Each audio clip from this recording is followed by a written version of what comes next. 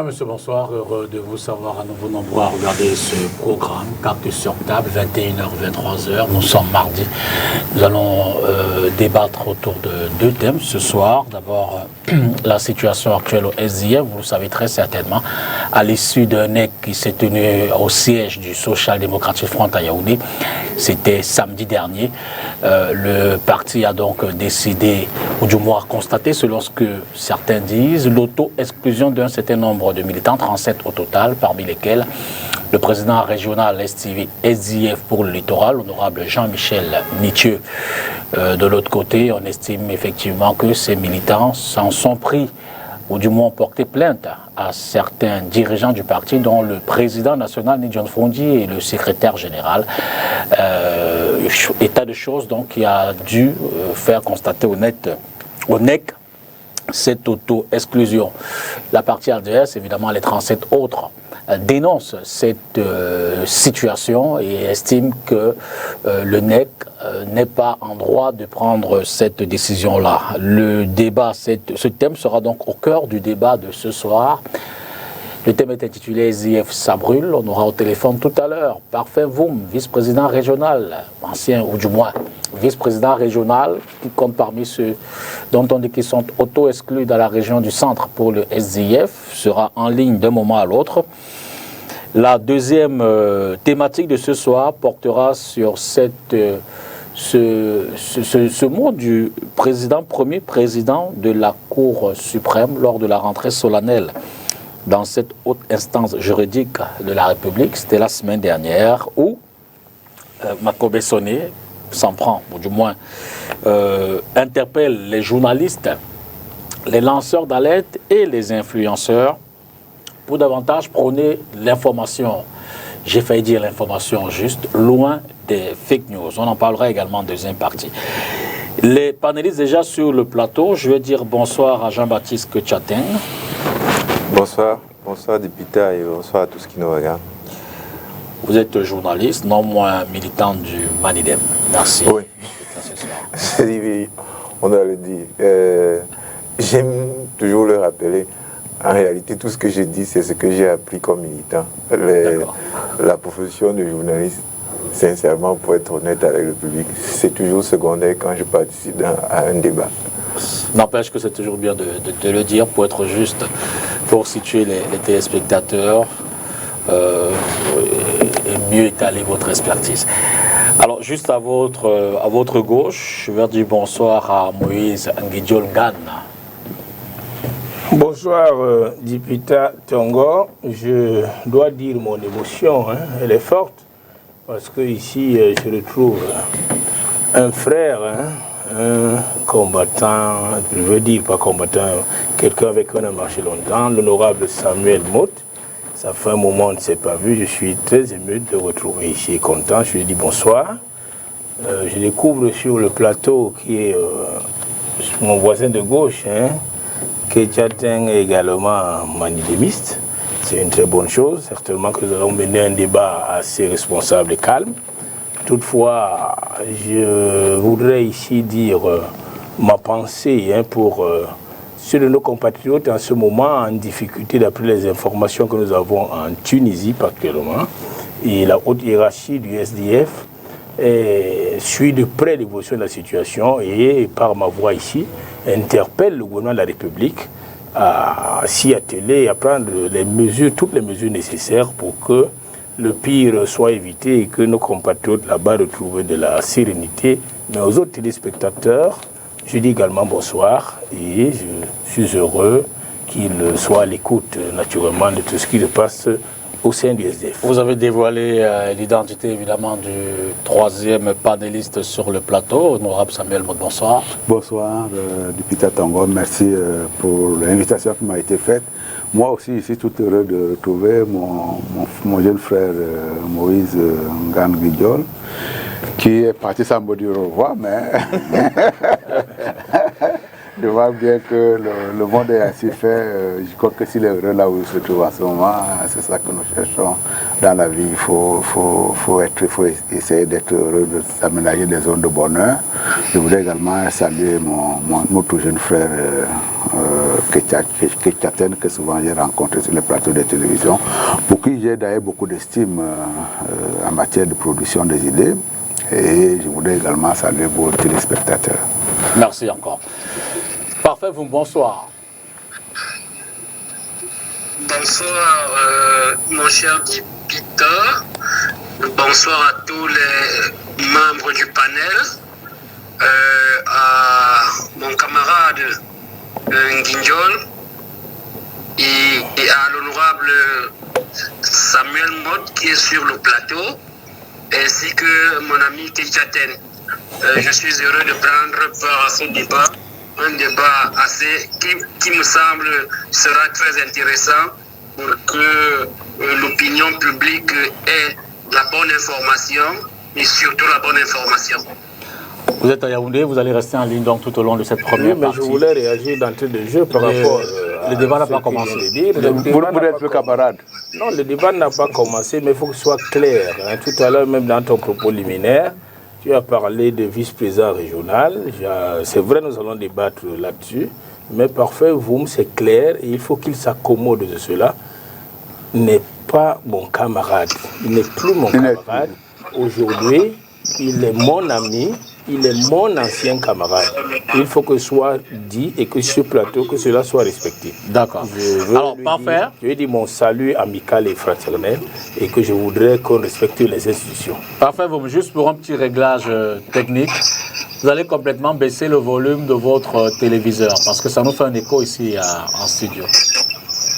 Vous serez obligé de suivre l'émission à partir du téléphone parce que si vous êtes à côté d'un retour, ça fait un écho ici à l'antenne. Allô?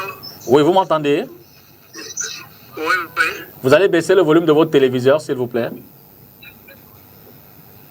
D'accord, c'est bon? Voilà, c'est bon. Vous serez obligé de nous suivre à travers le téléphone tout au long de l'émission de cette première partie. D'accord. On va prendre la transition et puis on rentre dans le débat juste derrière. On va évidemment commencer par le SDF.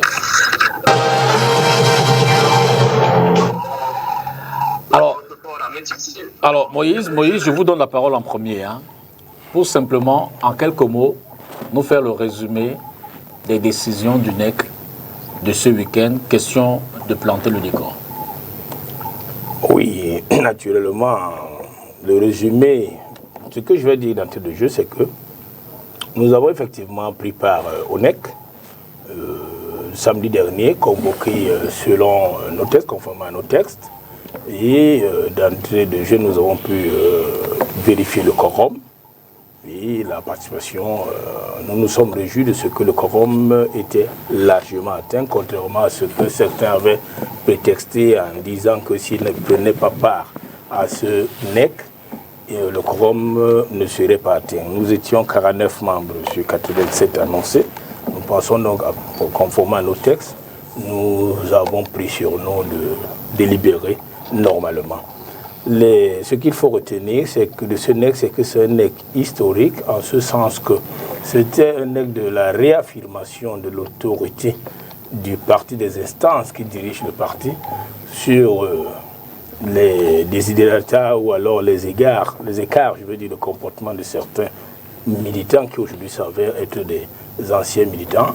C'est un NEC pour réfléchir sur l'avenir du parti et pour les nouvelles orientations du parti au vu des défis que nous avons, notamment en ce sens que nous devons tenir notre congrès. Et au terme de nos échanges, vous le savez aujourd'hui, nous l'avons appris par le communiqué de Madame le secrétaire général du parti, M. Adeline Djomgang, que les assises de notre congrès auront lieu, le 10e je dois le dire, auront lieu les 28, 29 et 30 juillet 2023 à Yaoundé. Sur l'ensemble des autres résolutions et celle qui semble nous intéresser le plus, c'est effectivement le constat fait par les membres du NEC présents à l'unanimité, en ce sens qu'après les exposés des conseillers juridiques nationaux, nous avons pris acte de l'auto-exclusion d'un certain nombre de nos camarades et cela nous a donc amené à comment dirais-je, à appliquer le 8-2. Mais il faut comprendre, ce que c'est que le 8.2, parce que c'est ce qui semble retenir ou alors créer la confusion dans les esprits des gens. Le 8.2, comme on dit, c'est le 8 alinéa de 8.2, c'est-à-dire c'est un alinéa qui intègre l'article 8 lui-même, qui est un chapitre subdivisé en 3 alinéas.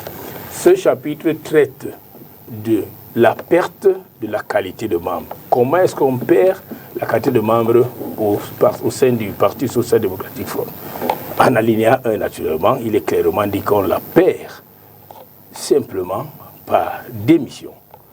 On la perd simplement par décès, et ça c'est automatique.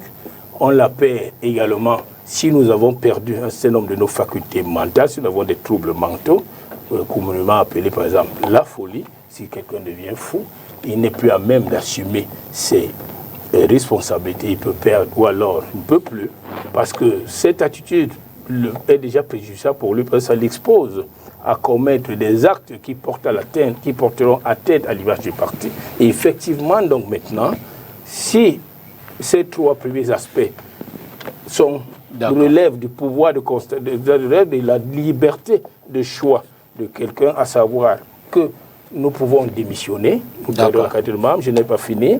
Il est fort normal de dire ici qu'on peut également perdre parce que nous avons commencé à prendre des engagements avec d'autres partis politiques qui, peut-être, ou alors nous avons décidé de prendre la carte de membre de notre parti politique. Si cela est constaté et prouvé, vous pouvez perdre la qualité de membre. Si nous nous donnons la liberté de nous engager au nom du parti sans en avoir le mandat sur certaines questions qui relèvent de la seule compétence d'appréciation du parti, vous pouvez perdre votre mandat. Et plus grave encore, quand vous commencez à mener des activités qui portent atteinte à l'image du parti, et pire encore, atteinte à l'image des dirigeants, d'un certain nombre de dirigeants de notre parti. Le parti est donc à même à ce moment de constater cela. Et c'est ce qui s'est passé avec le NEC, où à la lumière de sombre de questions relevées par le rapport du Conseil juridique, il s'est agi de ce que un certain nombre de camarades est mis aux voix et soumis à l'appréciation du NEC des motions. Chez nous, c'est la procédure.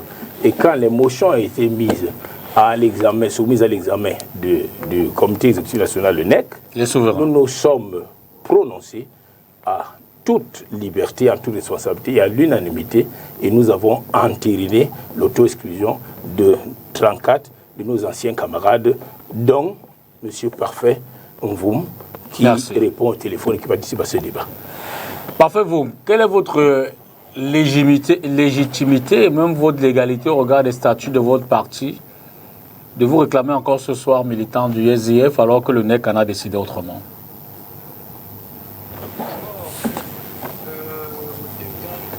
Qui est sur le plateau, le prototype même de ce qu'est devenu le SDF.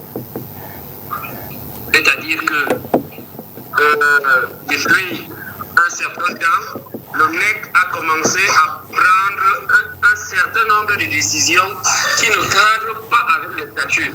Et comme je vous ai dit, vous avez appelé M. Ngane comme ministre du chef du cabinet. Or, nous lui contestons cette qualité justement parce qu'il est le produit de la violation des textes. Je vous rappelle que M. Ngane, il y a 3 ans, était militant du RDPC. Je vous rappelle qu'il y a 3 ans, il n'était pas dans le SDF et il ne peut pas partir de quelqu'un qui n'était pas dans le parti pour être aujourd'hui ministre du cabinet. Donc, c'est l'une de nos revendications, c'est-à-dire que le fait qu'il soit proche de l'honorable aussi et que l'honorable aussi décide de faire de lui un ministre du cabinet, donc un membre du NEC, pour justement avoir ce type de quorum dont il vous parle. C'est-à-dire qu'à un moment donné, quand ils ont senti qu'ils n'avaient plus de quorum, ils se sont mis à ramasser les camarades un peu partout, ou bien des citoyens un peu partout dans les quartiers et remplir le NEC pour prendre des décisions importantes comme celles qu'ils viennent de prendre. Donc c'est pour cela que nous contestons cette qualité, nous contestons cette décision, et ce n'est pas seulement aujourd'hui. Depuis au moins 6 mois, nous leur rappelons que l'illégalité, une sorte d'illégalité, ne peut pas devenir une légalité. C'est-à-dire que quoi? C'est-à-dire qu'ils ont décidé à un moment donné, d'abord d'introduire plusieurs personnes dans le alors que ces personnes n'avaient pas la qualité ni l'âge même d'être membre du NEC. Il faut un minimum de 5 ans. Ça, c'est la première chose. La deuxième chose, ils ont décidé de dissoudre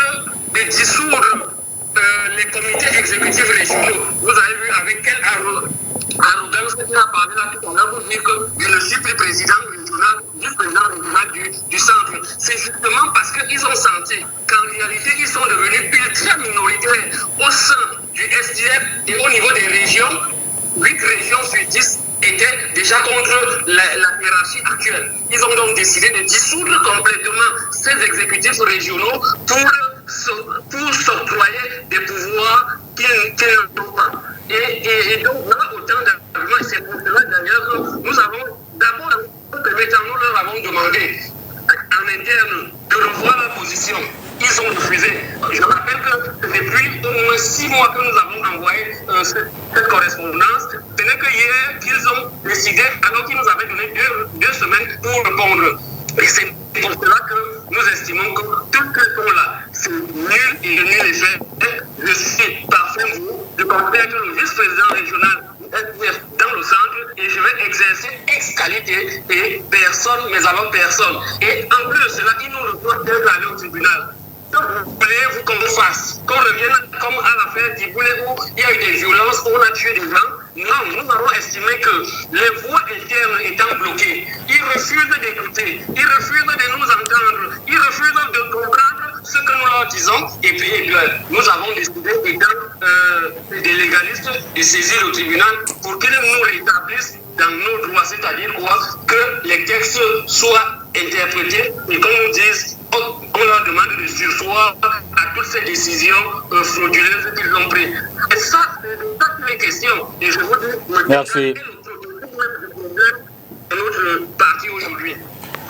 Merci pour cette première prise de parole. Alors, honorable, je voudrais ajouter à ce dossier, à cette actualité, cette lettre de Jean-Michel Nitieux en tant que député qui a saisi le président de l'Assemblée nationale pour lui demander désormais de ne plus subir ces retenues au niveau de son traitement en tant que député, ou alors que ces retenues ne soient plus reversées à son ancien parti.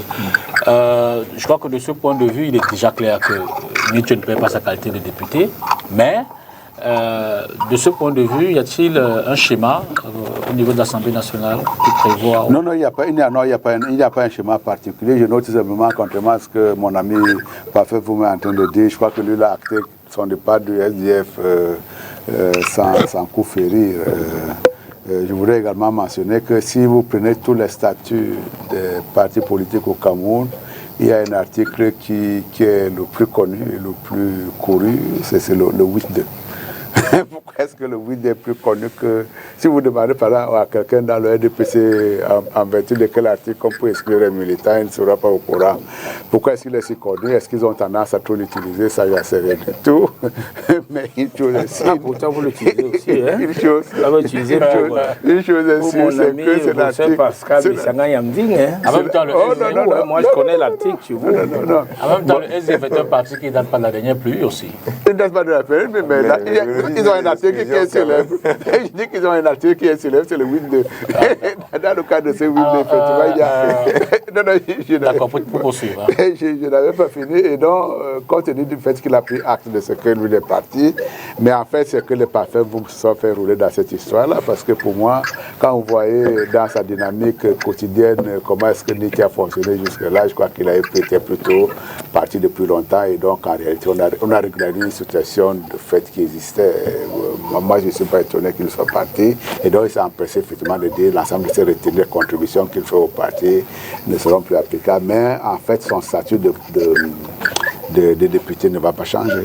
Et je crois d'ailleurs que vous allez voir qu'il va servir de, comment est-ce qu'on disait, de tremplin à quelqu'un demain ou après-demain pour pouvoir s'accrocher. Je crois d'ailleurs que c'est le but du jeu.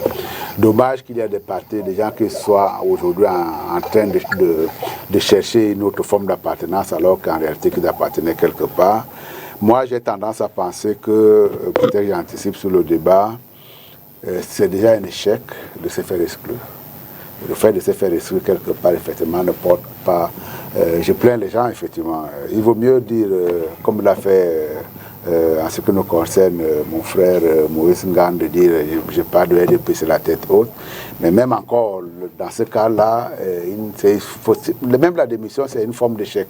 Il vaut mieux être dans les organisations et dire effectivement que c'est un acteur majeur de l'organisation et il va me ferrailler pour faire en sorte de faire passer mes idées. Les gens qui se mettent en situation de marginalité ne sont pas des modèles en ce qui me concerne. Dans le cas d'espèce, je crois qu'il y a un groupe de personnes, 34 au total, qui ont pensé qu'à un moment donné, ils pouvaient parler au nom de telle ou telle personne. La conséquence n'est pas glorieuse en ce qui les concerne. L'autre élément qui a suscité également un débat à ce sujet, un autre débat à ce sujet, c'est la fonction de questeur dont est détentrice SIF à travers son vice-président national, pour se dire que, écoutez, si Nietzsche démissionne, est-ce qu'il n'y aurait pas d'impact au niveau du bureau? Non, il y aura zéro impact. On n'a pas donné. Il n'y a pas de quota, il n'y a pas de. Non, il n'y a pas de quota de manière légale. Et là, j'ai vu dans sa lettre, et là, il aussi se trompe, parce que très souvent, Jean-Michel Nietzsche a pris des positions. Et quand vous regardez le corpus, les bases sur lesquelles il s'appuie, très souvent, on voit très bien que c'est un peu du pipeau. Il s'est mis à rêver de ce que lui ayant démissionné, c'est ce que j'ai entendu, mais il a également mentionné dans sa lettre, lui ayant démissionné, le PCRN aura beaucoup plus de candidats, beaucoup plus de députés à l'Assemblée nationale, donc sera à même de solliciter d'être questeur en lieu et place de Joshua aussi. Je ne suis pas sûr que ces choses-là se passent de cette façon-là. En réalité, quand vous voyez l'organisation de notre bureau aujourd'hui, nous voulons faire en sorte que le débat puisse être multiforme. Nous voulons faire en sorte que, contrairement à ce qu'on pense, on n'est pas dans une logique d'accaparement de pouvoir. Et donc là, on peut pas faire un bureau totalement RDPC. On pense effectivement qu'il y a des gens qui viennent au débat. Et dans le cadre de cette participation au débat, j'imagine bien qu'il y a un certain nombre d'éléments qui interviennent. Je ne suis pas dans les secrets des choix et des options qui sont opérés, mais en réalité, ils ne sont pas là en fonction notamment de l'importance de leur présence à l'Assemblée nationale. On peut estimer qu'à un moment donné, que le SDF, compte tenu de ce qu'il a été comme parti politique, pour apporter un peu plus de densité au débat au niveau du bureau que le PCRN.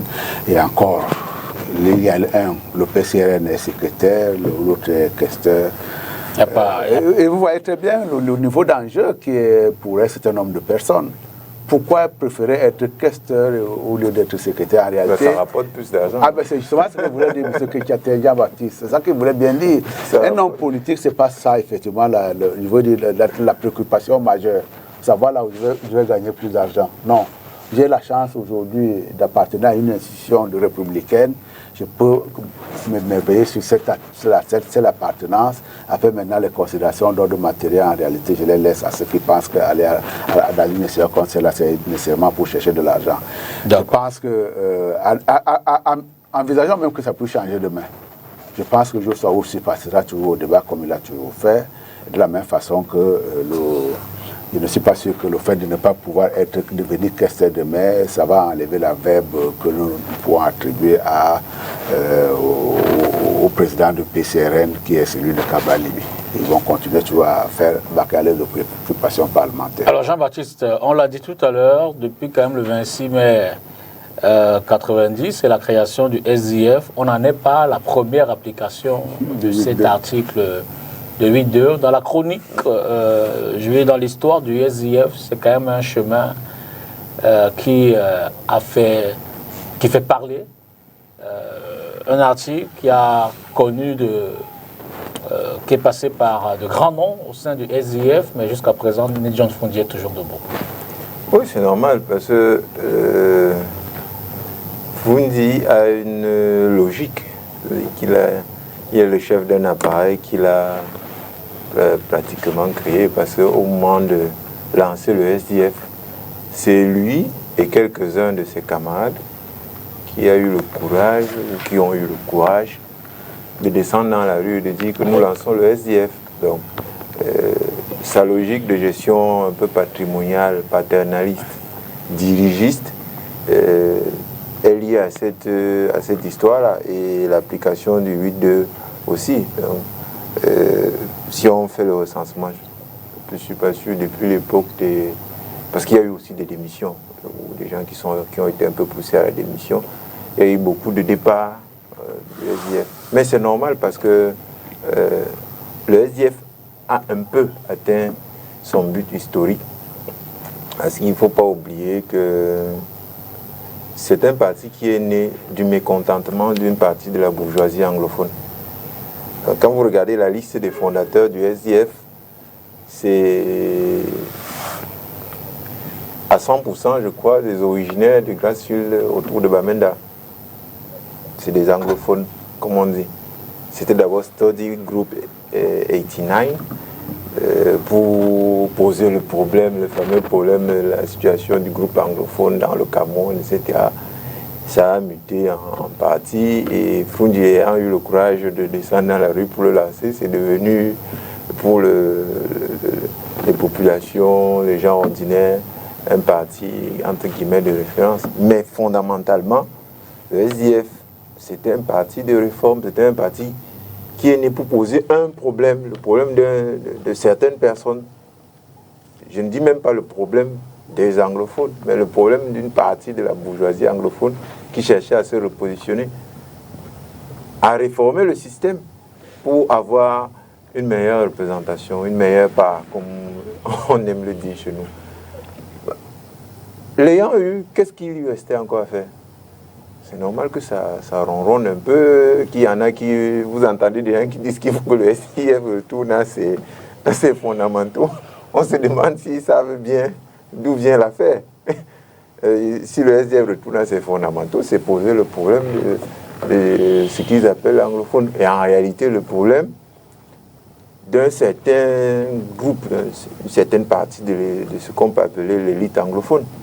Donc c'est tout ça qui doit être mis ensemble pour que les gens comprennent que c'est normal que ça patauge un peu, qu'il y en a qui veulent que ça avance dans tel sens, alors que ce n'est pas dans ce sens-là que les Frundi avaient eu l'idée de créer un parti, etc. etc. Alors, que vous inspire dans cette autre actualité autour des décisions du NEC de samedi dernier qui font que certains camarades sont obligés de quitter le bateau? Ça indique que nos compatriotes qui se lancent en politique devraient penser un peu plus au pays, être un peu plus sérieux. Je ne dis pas qu'ils ne sont pas sérieux, mais on peut faire les choses différemment. On peut ne pas être d'accord et ne pas s'insulter, et ne pas porter des accusations dont on ne rapporte pas immédiatement la preuve quand elles sont graves. Et ça indique en gros que le débat politique actuel, tel que le SDF nous le sert là, ne va pas encourager les Camerounais à revenir à la politique. Donc c'est un indicateur négatif. Parce que si on regarde bien les problèmes tels qu'ils sont posés, certains disent qu'il y a mauvaise gouvernance des ressources humaines, il y a mauvaise gouvernance des ressources financières. Quand il y a des problèmes de gouvernance dans un groupe, même si c'est à l'échelle d'une petite famille, les gens qui sont responsables s'asseyent et discutent. Ils trouvent un moyen de régler le problème. Si le problème n'est pas réglé, ils essaient peut-être, si c'est une famille, de voir des amis ou bien d'autres parents et puis la faire régler. Si on revient sur le champ politique, quand on est entre camarades, on échange, on discute, ça peut être un peu dur. Mais dès qu'on se met à dire les mots, tous les noms d'oiseaux qu'on a entendus là, on peut se demander si on est toujours des camarades. On discute, on tombe d'accord. Si on ne tombe pas d'accord, on se sépare. D'accord. On se sépare. Nous, on ne pense pas que ce soit les tribunaux qui puissent arbitrer les différents caractères politiques. Parce que quand les gens viennent vous dire la justice camerounaise telle qu'elle fonctionne, vous lui apportez le dossier de M. Frundi en disant tenez, il a pris tant d'argent public et puis il nous a fait des sanctions, il a amené M. Guidjol Ngane dans notre parti, etc. Comment penser sérieusement qu'un juge camerounais va trancher une telle affaire dans le sens que vous souhaitez? C'est un peu inimaginable. Oui. Vous allez réagir certainement. Je dois réagir surtout d'abord en insistant ici parce qu'il y a un mot qui a été prononcé par Jean-Baptiste. J'ai entendu dirigisme. Hein, ça rentre dans tous les qualificatifs qu'on prête à mon président national, ni John Frundi. Il y en a qui vont jusqu'à dire qu'il est dictateur. Non, je dois dire que c'est mal connaître le Social Democratic Front. Le Social Democratic Front est organisé et en ce sens qu'à chaque niveau, il y a un bureau, il y a les cellules, il y a la circonscription électorale, il y a la coordination départementale, il y a le comité exécutif régional, il y a le NEC et il y a donc le Congrès. Il y a les cellules de conseillers à gauche, à droite, mais je dois dire, à chaque niveau, il y a un bureau. Et le président de ce bureau, seul, ne peut pas s'arroger le droit de prendre des décisions. Les décisions sont prises. D'abord, on tient compte du quorum présent à tous les niveaux. Les décisions sont prises de manière collégiale.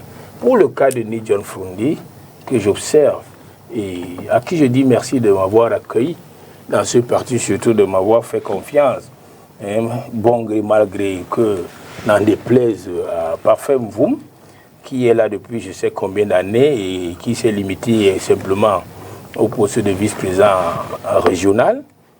Nous sommes venus, et merci que John Frundi, je parle de lui, nous ait reçus dans ce parti et qu'il nous ait fait confiance pour que nous puissions l'accompagner dans sa volonté de refonder ce parti. Nous sommes là et il faut que les gens le comprennent, l'honorable Mout le dit, ce n'est pas une affaire de populisme. Ce n'est pas une affaire, la politique, ce n'est pas le populisme. Ce n'est pas parce que Jean-Michel Ninche va tous les matins dire je m'en vais déposer une gerbe de fleurs au carrefour là-bas, 2 policiers vont le suivre ou bien il y aura le gaz. Maintenant, on lui verse même plus le gaz lacrymogène qui dépose les gerbes de fleurs chaque jour.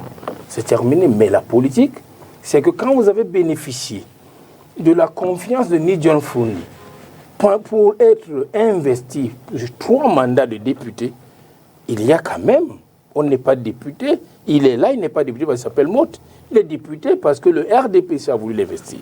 La hiérarchie du RDPC a voulu lui accorder cette confiance. Il faudrait quand même à un niveau que les gens se ressaisissent. Et quand vous êtes dans investi, qu'est-ce que vous devez faire? Vous devez contribuer à la promotion de l'image du parti. Vous devez même protéger l'image du parti.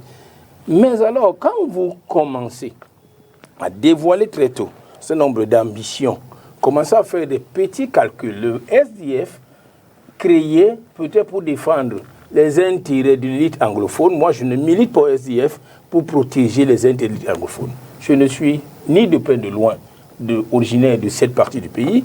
Je suis originaire du littoral, précisément de la Sanaga-Maritime, et je crois que le SDF est un parti national. Aujourd'hui, nous travaillons dans notre parti. C'est devenu un parti national. Nous travaillons dans notre parti aujourd'hui pour continuer l'œuvre que les Founding Fathers ont commencé, à savoir la conquête du pouvoir suprême pour ramener le Cameroun dans un système de république fédérale, parce que nous pensons qu'avec cela, le Cameroun connaîtra un peu plus rapidement un coup d'accélérateur dans sa volonté de se développer davantage. Je ne voudrais pas ici réouvrir les débats du NEC avec Parfait Mvoum qui tiendrait à cela. Je dis qu'aujourd'hui, nous avons acté il y a 34 anciens membres du parti qui ne sont plus avec nous. Nous continuons à travailler. Nous invitons les jeunes Camerounais, tous les Camerounais, à suivre à chercher la bonne information au niveau de la bonne source. Et la bonne information, c'est quoi? La bonne information, c'est qu'en ce moment, contrairement aux messages qui viennent ci et là, le SDF est en processus de renouvellement des organes de base. Et il est ouvert à tous les Camerounais qui veulent bien y adhérer et à occuper des postes. Si nous nous retrouvons aujourd'hui à Yabassi, encore que nous sommes en train de travailler dans l'ONCAM, Samuel, et que nous ayons 50 militants qui arrivent aujourd'hui, nous n'avons pas créé une cellule parce qu'ils n'auraient pas eu 3 ans. Non, je dis que ça, c'est des arguments, comme vous appelez chez vous en langue douala, le tout est dianjom. C'est les raisons des pauvres, c'est les raisons des faibles. Et les enfants disent aujourd'hui les pleurs du mbolé. Nous ne sommes plus dans les pleurs du mbolé. Nous avons, au cours d'un NEC précédent, avant celui auquel nous étions le 25, pris la décision de mettre sous 18.8, article 18.8, tous les exécutifs régionaux et donc mettre en place des coordinations régionales pour superviser les opérations pour superviser les opérations de renouvellement en cours afin de nous éviter un certain nombre de blocages qui naturellement étaient causés par Ninche dans le littoral, Tchomelo à l'ouest, Tchatchoua à l'ouest, Ninche qui refuse d'aller exécuter une mission du parti dans le nord pour superviser les mêmes opérations, etc. Nous en avions marre. Et le NEC a décidé de reprendre son autorité et donc de faire avancer les choses. Et les choses sont en train d'avancer. Nous avons aujourd'hui un autre président régional à l'est, qui est le camarade Meboma. Nous avons un autre président régional dans le sud, camarade Félix Gildas Bida, qui est très jeune, je ne sais pas s'il a même 30 ans. C'est un tout petit garçon comme ça, il est très vaillant, très courageux, qui, au terme des élections dans ces circonscriptions, dernièrement lors des municipales de 2020, lors de 2020, Samuel, tu me connais, on se connaît, a eu la chance que Elekam lui donne 48% pour ne pas être maire. Et quand Elekam lui donne 48%, quand Elekam accepte de lui donner 48%, et Elekam lui donne 48%, ça veut dire qu'on a compris tout ce qui s'est passé. Donc, au lieu que les gens militent effectivement, que les gens soient disciplinés et sérieux, et je dois dire que pour le cas de Mvoum, avant le dernier NEC, le chairman avait demandé à l'avant-dernier NEC qu'on lui applique le 8-2, pour lui Mvoum. Mais le NEC n'a pas accueilli ça favorablement. Il y a eu des voix qui se sont élevées et des arguments qui ont milité à ce que le 8-2 ne soit pas appliqué à son encontre ce jour. Et il a été donc décidé qu'il a fait amende honorable et nous avons accepté cela. Sauf que, sorti de là une fois, il a continué dans sa logique. Et ça, c'est sa logique. Nous n'allons pas refaire le NEC ici parce que nous ne commentons pas les commentaires. Nous avons pris des résolutions qui ont office de loi et nous continuons à travailler pour dire encore ici que le NEC, je veux dire le SDF, se réserve même d'aller plus loin. Parce que figurez-vous, nous avons des anciens camarades, membres du NEC, avocats. Ils sont avocats. Maître Ngwana, Maître Tchapi Lavoisier, pour ne pas les citer, parce qu'il faut même les citer, qui font partie de ce groupe, entre autres, alors, qui ont décidé de traîner le président national en justice.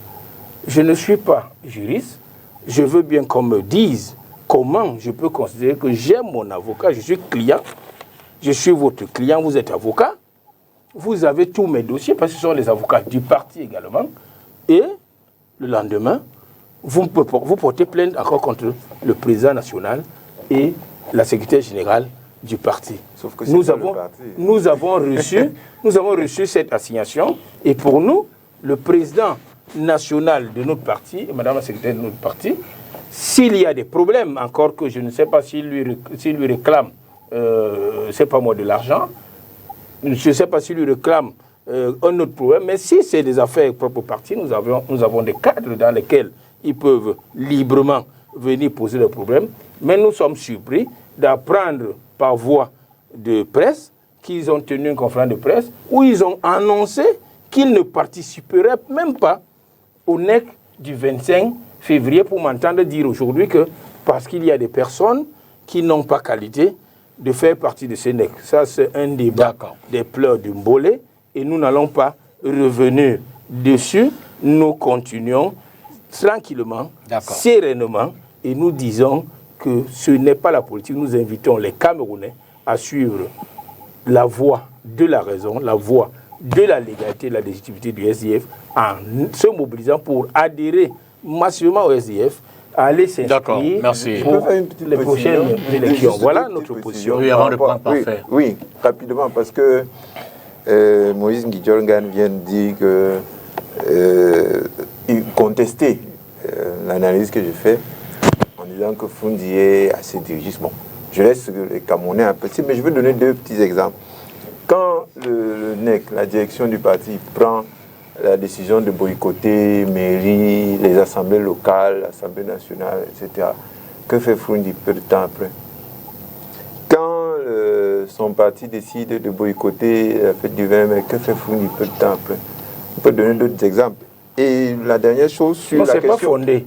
Ne confondez pas un communiqué publié par Ninche Jean-Michel, Non, je parle président pas de Ninche, régional, je président régional du littoral, avec son acolyte Tonga, qui signe un communiqué pour dire aux militants ne pas aller au défilé du 20 mai, et que vous faites de cela, que vous fassiez de cela une décision du parti. Non, je parle même si on va vous dire que je suis là depuis 3 ans, je crois que je suis là depuis 4 ans.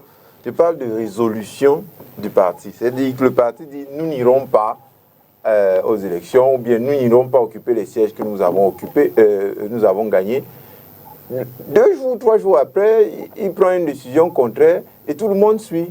Ça, c'est dans un parti normal qui se veut démocratique, ça ne peut pas être accepté. Les autres questions, on peut en discuter, mais les exemples abondent. Et vous assimilez ça au dirigisme? Des exemples abondent. Je peux vous donner...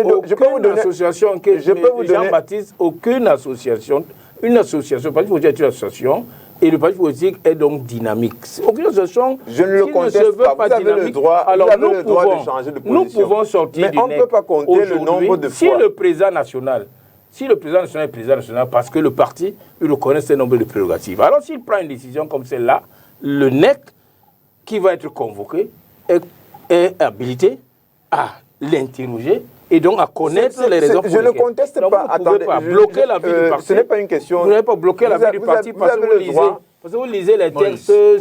Vous avez le droit de fonctionner comme ça. La dernière chose qui est plus importante sur les origines, parce qu'il a voulu contester le fait que c'est parti d'un mécontentement d'une partie de l'élite anglophone, cette affaire du SDF. Il a voulu le contester. Mais observez bien l'attitude du SDF, quelque chose donc qui est plus grave, sur l'éruption de la crise amazonienne. Vous avez bien vu l'évolution du SDF. C'est-à-dire que tolérer cela, justifier, soutenir... Non, c'est pas ce que je veux dire, Jean-Baptiste. C'est seulement Jean-Baptiste, ce que je veux dire. J'ai lu, je lis. Vous allez revenir. Oui, non, il va dire, mais je ne peux pas laisser le dire. Non, vous allez revenir. Je lis dans ce qu'il veut dire, dans ce qu'il dit, qu'il veut dire que le SDF est un parti anglophone. Non. Écoute, je dis que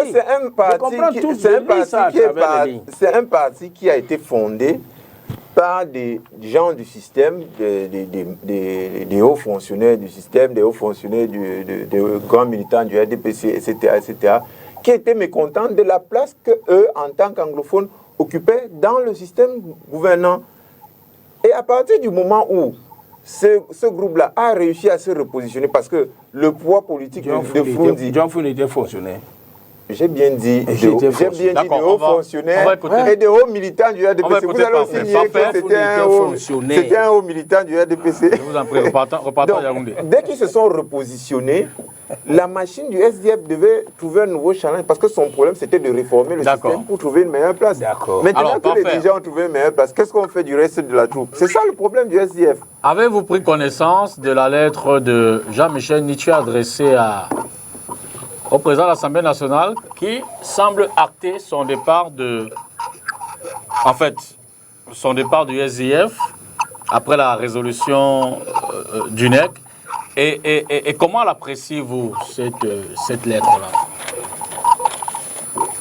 D'abord, avant de répondre directement à votre question, il y a beaucoup de choses et pour lesquelles je ne pourrais pas être d'accord. D'ailleurs, je pense qu'à un niveau de la politique, et c'est pour cela que je comprends que certains n'ont pas suffisamment mûri dans le SDF pour utiliser des expressions comme les pleurs du mbolé, les ceci, les cela. C'est pas normal. Il y a des revendications, il y a un certain nombre de choses. Nous pensons que tant que nous ne sommes pas satisfaits, nous devons poursuivre ce que nous avons à faire. Maintenant, il faut rappeler à cela que oui, il faut protéger l'image du parti. Mais qui doit protéger l'image du parti? C'est pas les militants, les simples militants. C'est la hiérarchie du parti. Et depuis 2018, nous avons eu une catastrophe électorale avec 3%. Et après cela, on s'est assis. On a mis sur pied 2 commissions. Une commission de réconciliation et une autre commission d'action. La commission de réconciliation était présidée par l'honorable Tchatchouan, vice-président, et la commission d'action présidée par l'honorable Nitu. Et au cours de tous leurs rapports ont été adoptés. Il était question de mettre donc en application cela ce qui n'a pas été fait par la hiérarchie du parti. Maintenant, on comprend qu'il y a eu un boulevard. Devant les blocages, on a voulu ouvrir le boulevard à un candidat potentiel. Et c'est pour cela qu'on a mis sur pied le 18-8. Parce qu'en réalité, il n'y avait pas de problème. Lorsqu'on met le 18-8, il n'y avait aucun problème, puisque tous les rapports avaient été adoptés au niveau des renouvellements. Donc, par une certaine roublardise, ils ont décidé d'exclure tous les exécutifs.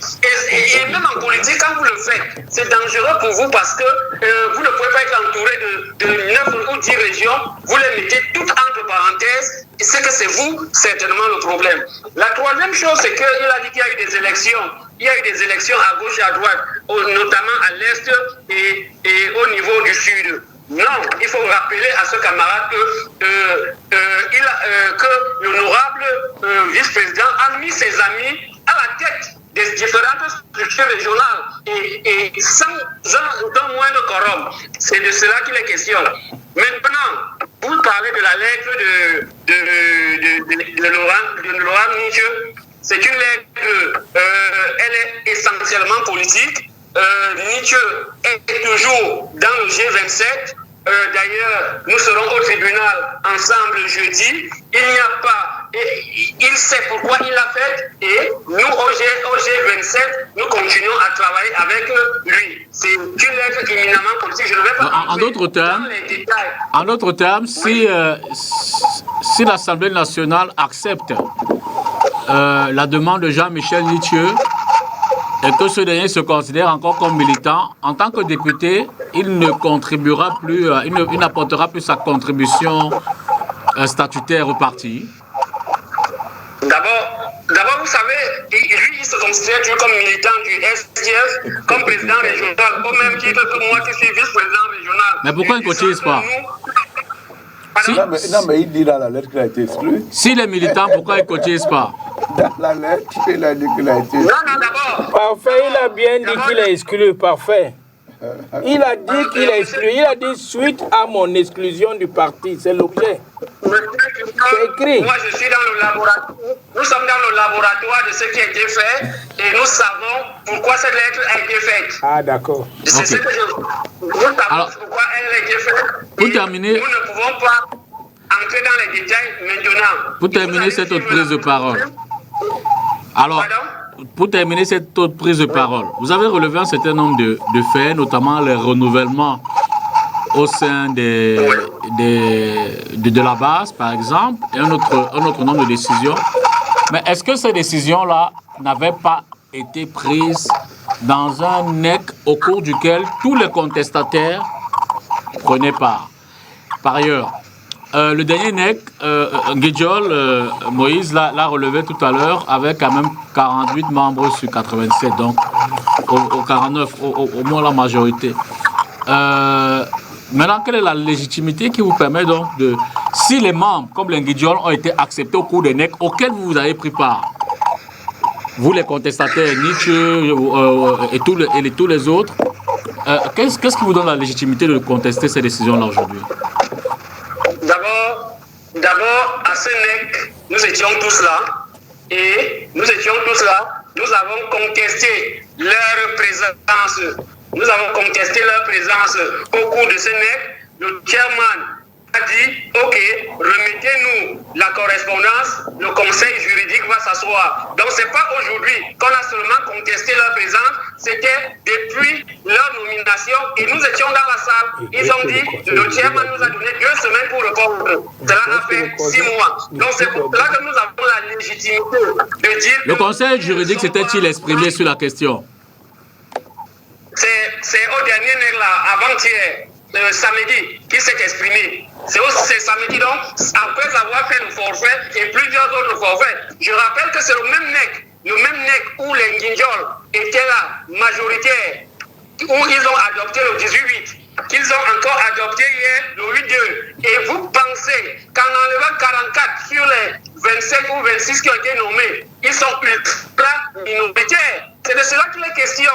Et eux-mêmes le savent. C'est simplement que nous comprenons qu'il fallait ouvrir un boulevard à l'honorable aussi. Le boulevard est ouvert et aujourd'hui, ils ont une certaine arrogance à parler aux camarades n'importe comment. Nous disons, nous allons continuer à nous battre parce qu'il est dit que chaque fois que la dictature se met en place, si vous baissez les bras, vous êtes perdant. C'est pour cela que nous allons continuer, pour que les choses avancent. Là, vous êtes au moins conscient que ce n'est pas la première fois qu'à cause des décisions du NEC ou à cause d'un 8-2, le SDF se retrouve au tribunal, non? Il y a une jurisprudence assez importante là-dessus. Oui, bien sûr. Et il a évoqué mon cas. Moi, je suis peut-être à ma 3e ou 4e tentative d'exclusion. Parce que donc vous le reconnaissez. Vous reconnaissez que vous êtes un militant.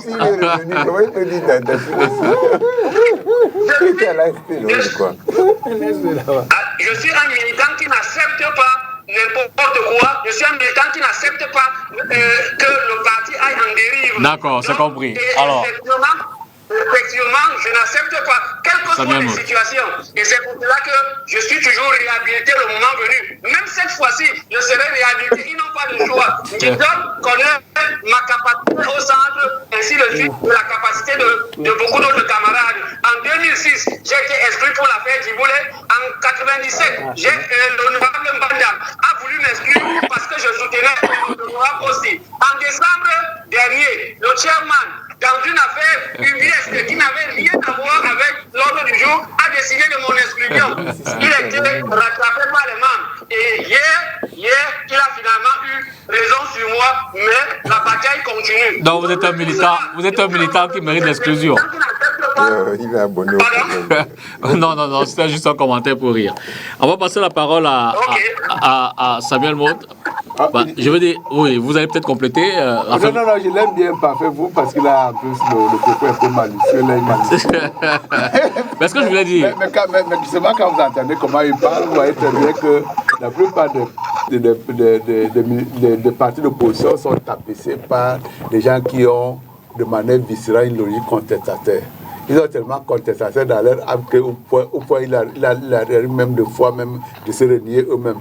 C'est-à-dire que sans la contestation, parfait, vous n'existez pas. C'est bien ce qu'il est en train de nous passer là comme message. Sans contestation, il ne se serait jamais trouvé un parti. Mais en réalité, quand on adhère dans un parti de manière générale, c'est pour contribuer à la construction soit de la nation, quand on a la position d'assurer un mandat, mais également de faire en sorte que les idéaux du parti pour lequel on mérite puissent triompher.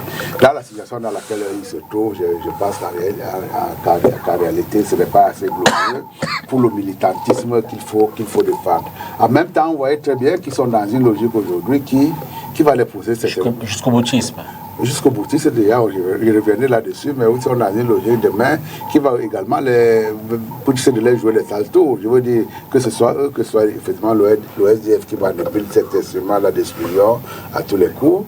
Imaginez bien très bien que leur procès qui est en cours continue à protester, à prospérer et qu'ils arrivent dans une situation de neutralité dans laquelle se trouve le PC aujourd'hui.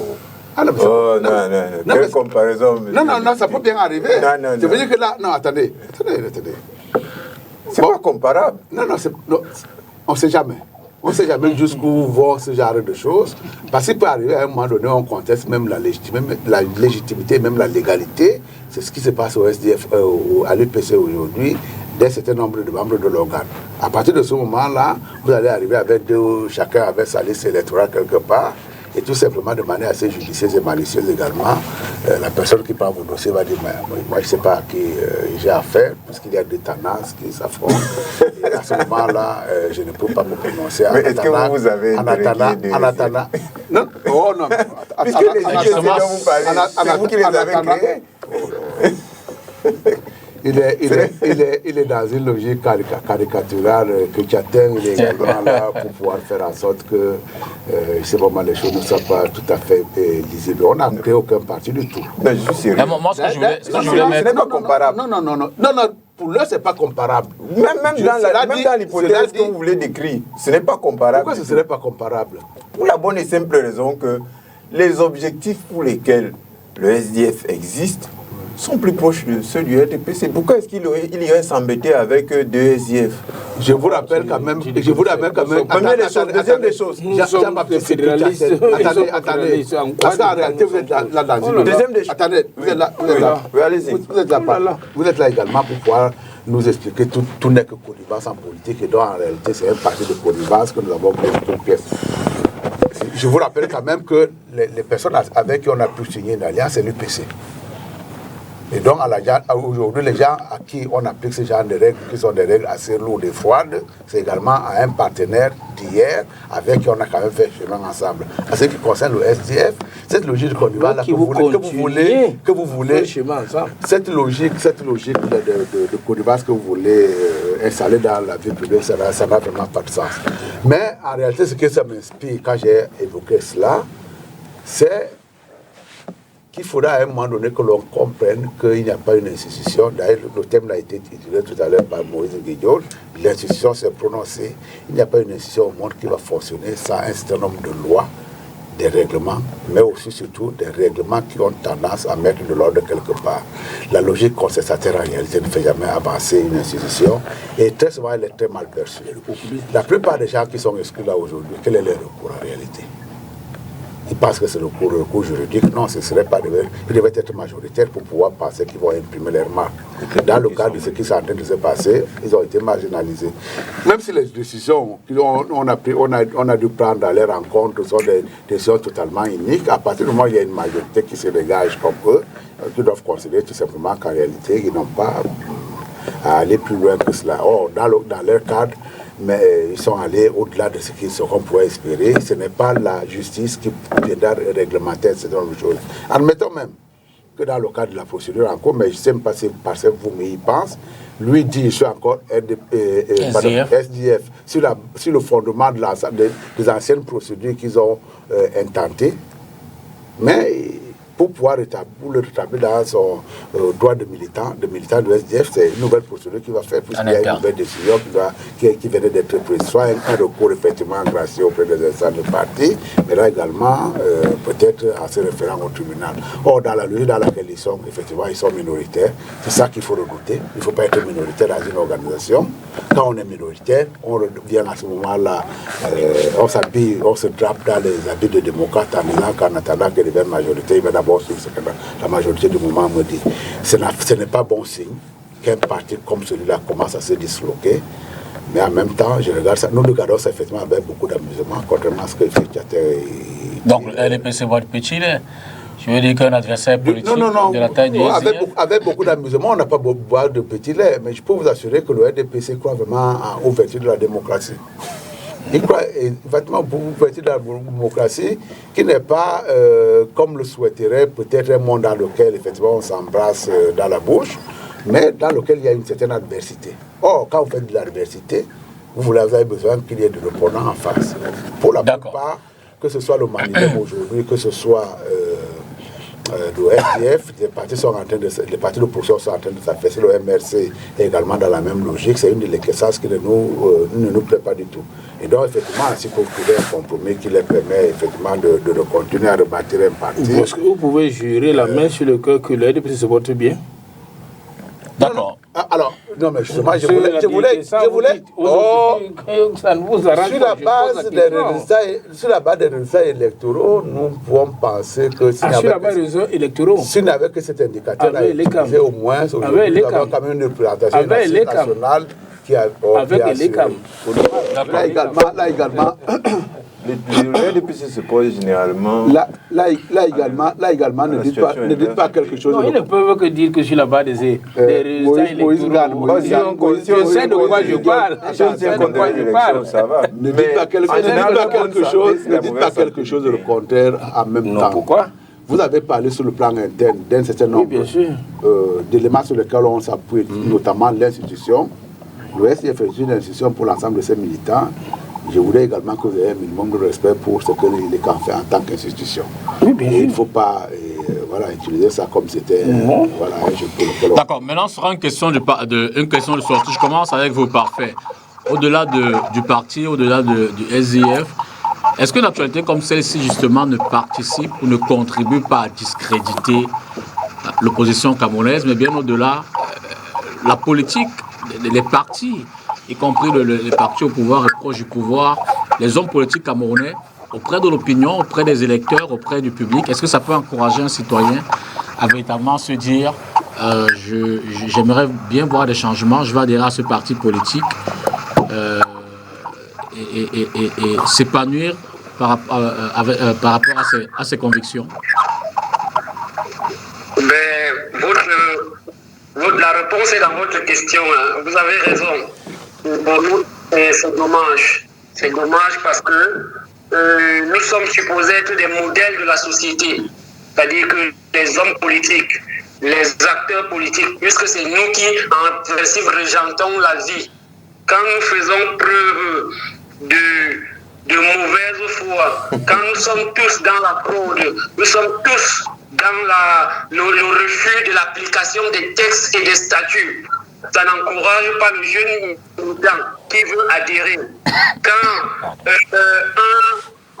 un président exclut au même moment son 3e vice-président, son 4e vice-président, ses 5 présidents régionaux, son trésorier national, son SAF national, son chargé de la communication, tout ce gratin, il y a de quoi se poser des questions. C'est pour cela que j'ai même envie de demander pardon au peuple pour ce que le SDF est devenu. Non, c'est que les et même les acteurs politiques, parce que nous devons montrer la voie, la sincérité des débats. Et si d'ailleurs, nous avons eu dire que le SDF voulait être celui qui devait conduire le dialogue pendant avec la crise anglophone.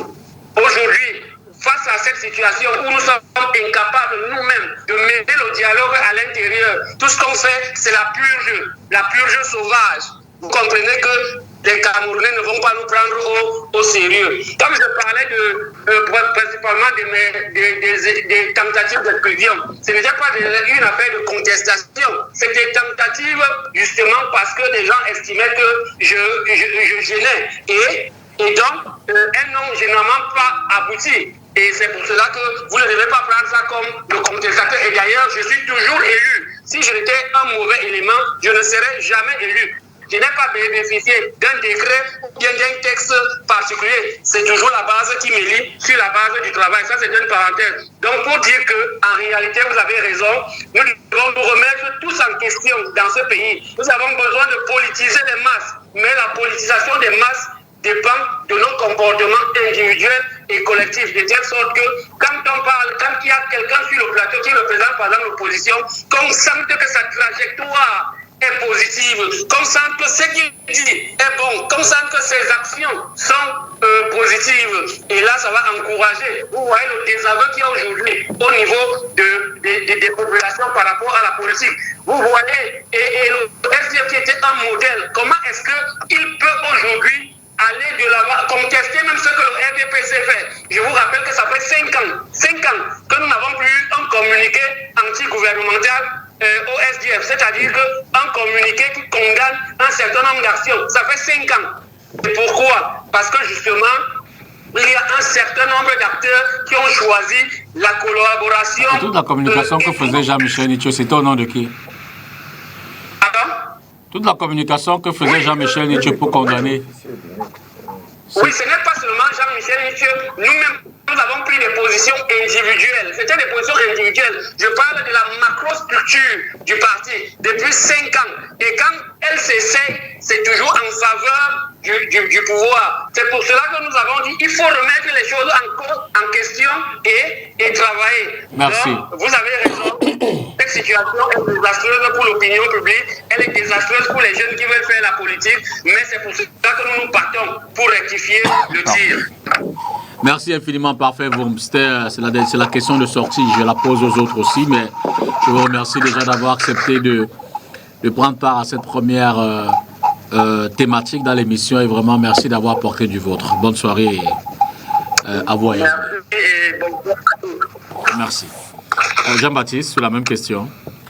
Sur la même question, je vais prolonger ce que nous disions déjà au début de l'émission. Ça ne sert à rien, ce type de bataille, sinon à décourager les Camerounais de s'engager en politique.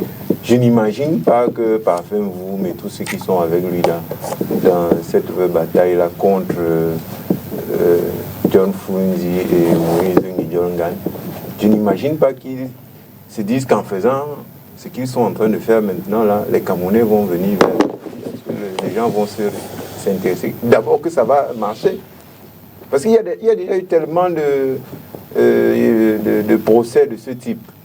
Je me souviens à l'époque, j'étais encore jeune reporter à Yaoundé, les affaires de la division entre le comité des conseillers du SDF et le NEC de John Fundi. C'était épique. Il y a eu un mort, il y a eu des dizaines de blessés.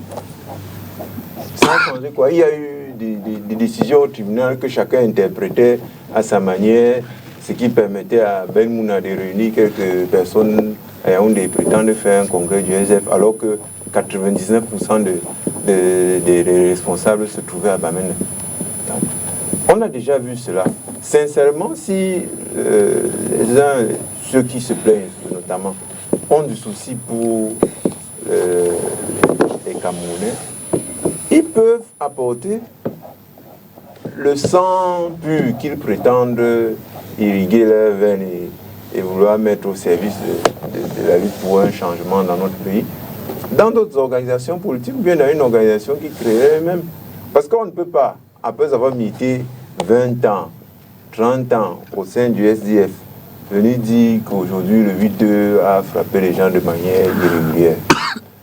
Ça s'est toujours passé comme ça. Et ceux qui contestent aujourd'hui étaient déjà là. Parfois même ils ont été victimes ou bien ils ont été soutiens contre d'autres camarades qu'ils ont mis sur le bas-côté de la route. Comment est-ce qu'on peut sérieusement venir dire aux Camerounais s'en étonner. S'en étonner.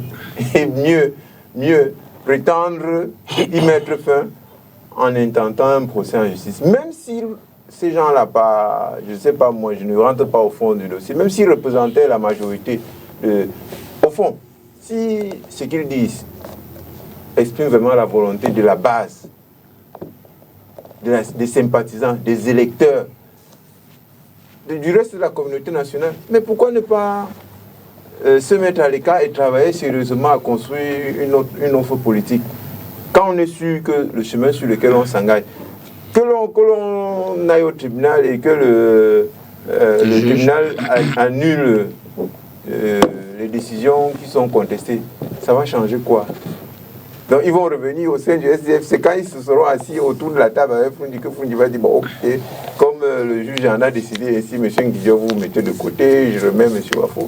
Non, ça manque un peu de sérieux. Nous avons besoin aujourd'hui que tous les partis apportent leurs propositions aux questions fondamentales. Qui est le dirigeant du SDF? Ce n'est pas une question fondamentale.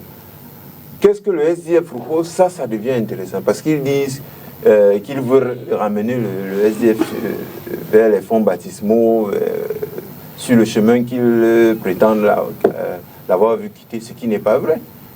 Sur toutes les propositions que le SDF a faites sont connues et il n'y en a aucune qui se sépare de la manière fondamentale que ces gens-là avaient, je veux dire, des choix fondamentaux que ces gens-là avaient fait au départ. Dit que, observez bien le SDF, M. Ngidjol vient de parler de fédéralisme à 2 reprises. Quand vous observez le SDF depuis qu'ils en parlent, un coup c'est 2 États, un coup on peut même faire 10, un autre 20 ans vous dit 5. Donc au fur et à mesure que la situation... On peut même faire avec un. Bon. Un État fédéral unitaire décentralisé. Non, ça nous ressemble. Il fait une blague, oui, mais ce n'est pas exclu qu'un jour vous nous disiez une chose pareille, parce qu'on ne peut pas, avec vous, on ne sait jamais sur quel pied danser. C'est-à-dire quand les ambassadeurs commencent à attaquer, vous dites oui, il faudrait même revenir à la situation de 72. Quand ils perdent du terrain, vous dites bon, écoutez, les gens vont choisir. Après, bon, on peut même faire 4 États. Ce n'est pas sérieux. Nous avons besoin aujourd'hui que le débat porte sur des questions fondamentales. Et le SDF, comme parti réformiste, a déjà exprimé ses points de vue. Ceux qui pensent qu'il a raison de dire ce qu'il a dit, ils peuvent le rejoindre. Mais nous, on pense qu'il a tort. La preuve, c'est que malgré les énormes moyens qu'il a réunis, malgré tous les espoirs qu'il a suscités, il se trouve aujourd'hui à bientôt 33 ans de vie, à des batailles internes ubuesques où le parti exclut ou bien mais reconnaît que 34 cadres ne sont plus dans la ligne. D'accord, merci. Avouons que ce n'est pas, Samuel, glorieux comme bilan. Avant Moïse qui va conclure sur cette question, sur la même question. Disons que je suis un peu embêté de voir comment est-ce que le SDF est en train de finir, de se terminer, comment cette bataille se termine.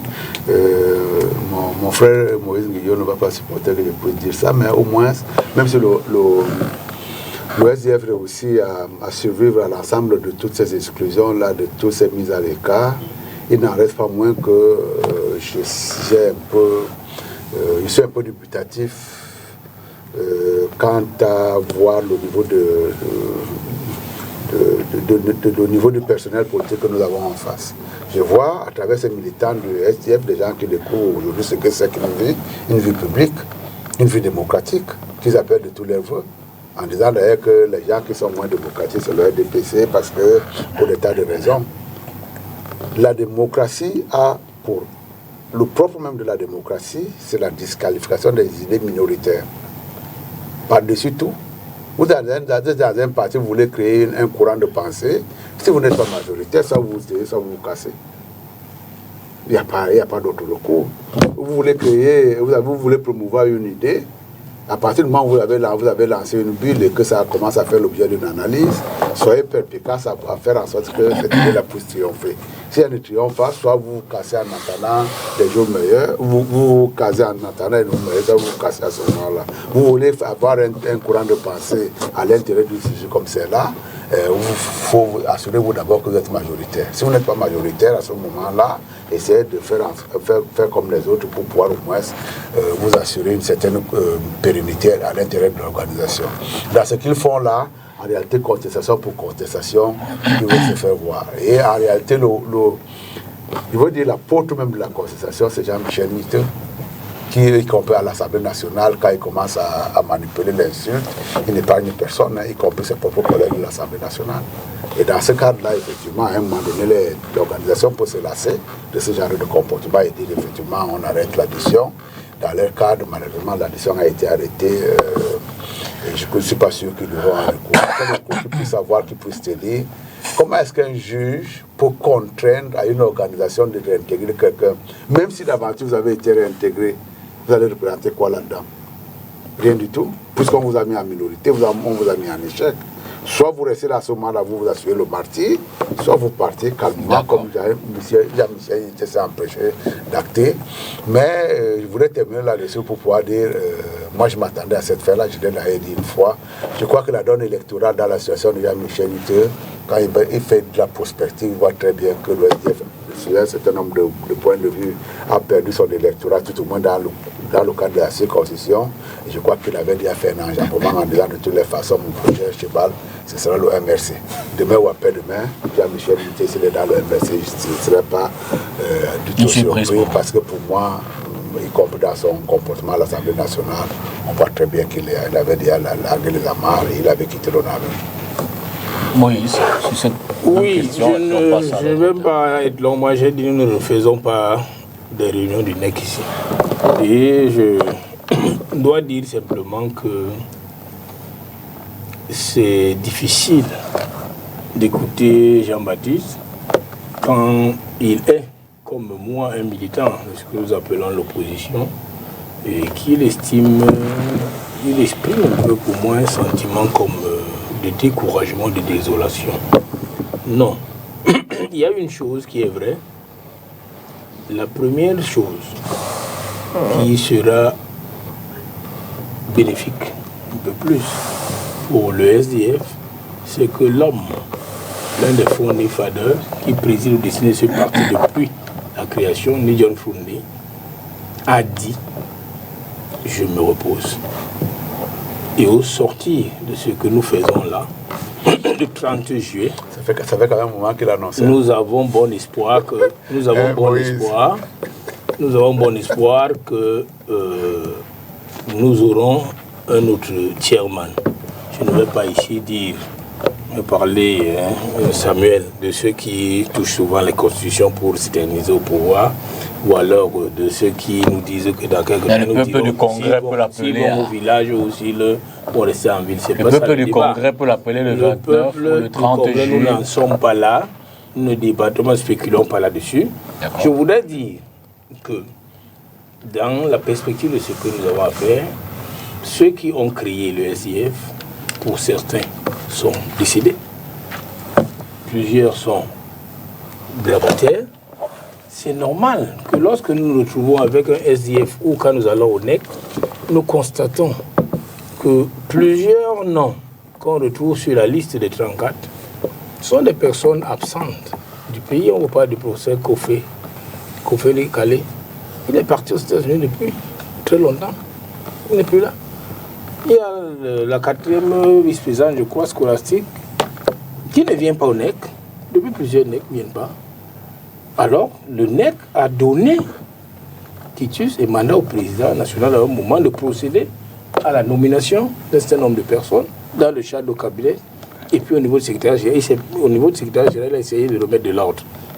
On a vu donc l'arrivée de Maître Lili Djongang en remplacement de Jean Tchomelou, qui se permet d'aller à Bafoussam, prendre des cadenas, fermer la maison du parti pour que la secrétaire générale ne puisse pas tenir la réunion dans la salle à permanence du parti. C'est inadmissible ce genre de comportement. Et comme il a dit, nous avons commencé à nous lasser de ce genre d'attitude. Comment espérer que nous allons continuer, puisque nous avons fait le même constat le 25, qu'il y en a encore plusieurs membres du NEC qui ne participent pas aux réunions du NEC. Il y en a donc plusieurs comme ça. Et nous avons une nouvelle fois donné quitus au président national de décider de procéder au remplacement de ces personnes. Avec tous ceux qui s'en vont encore, il vous a donné les détails dans les 34 qui s'en vont. Nous n'allons pas avoir un parti qui va rester comme ça alors qu'il nous faut du personnel politique. Alors qu'il y en a, il y a de la ressource humaine. Il y a de la ressource au sein du parti. Et les gens ont cru à un moment qu'ils vont faire un bloc, ils vont faire, entre guillemets, du chantage au chairman, et parce qu'ils pensent qu'ils doivent prendre le parti. Non, aujourd'hui, le chairman dit « je m'en vais ». Travailler, comme l'a dit Samuel, pour être majoritaire. Et donc, nous prouvons qu'effectivement, c'est vous qui tenez. Mais si vous avez fui le combat avant, nous avons pris sur nous d'appliquer cela. Et nous le disons, Jean-Baptiste, nous le disons, le SDF va ressortir plus fort des opérations de gouvernement en cours. C'est tout le mal qu'on vous souhaite. Heureusement, vous nous souhaitez le mal. Non, c'est une expression c'est une expression qui vous dit, j'espère bien, nous espérons que vous allez réussir dans votre démarche. Ah oui, bien sûr, nous sommes sérieux. Merci. C'est la grande sérénité dans nos rangs. On va prendre vraiment la grande sérénité. On va prendre la transition pour aborder... Puisque dimanche, nous avons la conférence régionale de l'extrême nord. Pour aborder le deuxième thème. Au littoral, c'est quand? Au littoral, nous travaillons dans ce sens. On aura certainement la date au cours du mois de mars. Nous aurons la date. Transition et puis on en vient au deuxième thème. Je l'ai dit d'entrée à l'occasion de la rentrée solennelle de la Cour suprême. Le premier président, Daniel Makobe-Sonné, a donc fait son réquisitoire, si on peut le dire ainsi. Il a interpellé les journalistes, lanceurs d'alerte et influenceurs. Je vais lire ces extraits et on va commenter derrière. Du moins, on va faire des analyses. S'agissant de l'opinion publique entretenue par les réseaux sociaux, il est judicieux de souligner que ceux-ci s'érigent en véritables tribunaux, en officiers de police judiciaire, en juges d'instruction et de jugement. Il poursuit des lanceurs d'alerte aux journalistes ordinaires en passant par les influenceurs, tout y est. On enquête, on instruit, on juge et on condamne selon les tendances choisies ou alors les pseudo-délinquants. Et les suspects sont poursuivis, blanchis et acquittés virtuellement avant même que les procédures judiciaires ne soient déclenchées conformément à la loi. Il poursuit à nouveau. le temps de la justice n'est pas forcément celui de l'opinion publique, encore moins celui des réseaux sociaux. On va arrêter là en termes de citation du premier président de la Cour suprême. Vous y voyez une menace, Jean-Baptiste, à l'endroit de la liberté de la presse, comme certains l'ont décrit, notamment au sein de la presse? Pas du tout. Connaissant l'histoire des batailles pour la liberté de la presse dans ce pays, la liberté d'expression d'abord tout court et la liberté de la presse ensuite, pas du tout. Avec les moyens technologiques actuels, comment vous pouvez imaginer qu'un jour vous allez faire taire les gens? Comment est-ce que c'est possible? Quelqu'un s'assoit, je ne sais pas moi, où il écrit, comme vous dites là, il instruit un procès et puis il diffuse ça dans les réseaux sociaux. Comme les gens partagent même parfois sans avoir pris la peine de lire et de mesurer les risques qu'ils prennent, c'est parti. Il n'y a aucune menace à la liberté d'expression, à la liberté de la presse dans cette affaire. Il y a d'autres problèmes que ce type de position suscite, mais comme individu, comme citoyen qui s'exprime, qui observe ce que disent ses compatriotes, je ne vois pas du tout où est la menace. Monsieur Mekobe-Sonné, il dit ce qu'il pense, c'est son droit le plus absolu. Je crois que ceux à qui il s'adresse doivent être en train de rigoler franchement, parce que qu'est-ce qu'il va bien pouvoir leur faire? Dès lors que ceux contre qui il a des moyens d'agir, on ne voit pas agir. Je vois pas, de toutes les façons, je n'y vois pas une menace à la liberté d'expression. Ce n'est d'ailleurs pas, me semble-t-il, nouveau, c'est ce genre de remarques-là lors des rentrées de la Cour suprême. Alors, Moïse, pour remettre en contexte, cette rentrée de la Cour suprême intervient quand même dans un moment fort de l'actualité médiatique au Cameroun, depuis le 17 janvier dernier, avec la mort de façon brutale de Martinez Zogo, ancien directeur de la radio Amplitude, chef de chaîne de la radio Amplitude FM à Yaoundé. Vous y faites un lien pour interpeller ou alors le premier président de la Cour suprême s'est-il saisi, selon vous, de cette actualité pour rappeler les hommes de médias, tous supports confondus, y compris sur les réseaux sociaux, à plus de responsabilité, à plus... c'est une interpellation précise, vous dites? En fait, je voulais déjà profiter de votre plateau pour m'incliner, une fois de plus, de manière publique, devant la dépouille de Martinez Zogo, c'est comme ça qu'on l'appelle. Et je veux joindre ma voix à ces nombreux de Camerounais, je ne sais pas si on peut les compter, qui appellent de vive voix que justice lui soit rendue, au moins pour son cas, afin qu'on connaisse la suite. Et nous faisons foi aux enquêtes en cours à ce moment. Je veux dire que le premier président de la Cour suprême, M. Mekobe-Sonné, est dans son élément, en ce sens que nous étions ici le 31 décembre 2022 pour essayer à notre manière de commenter ou d'analyser le discours du président de la République. Et je crois qu'il a, un peu dans le même style, annoncé la couleur pour ce qui est des comportements des uns et des autres au niveau des réseaux sociaux qui, a-t-il dit, causait des préjudices énormes à certaines familles, même détruisait des familles entières.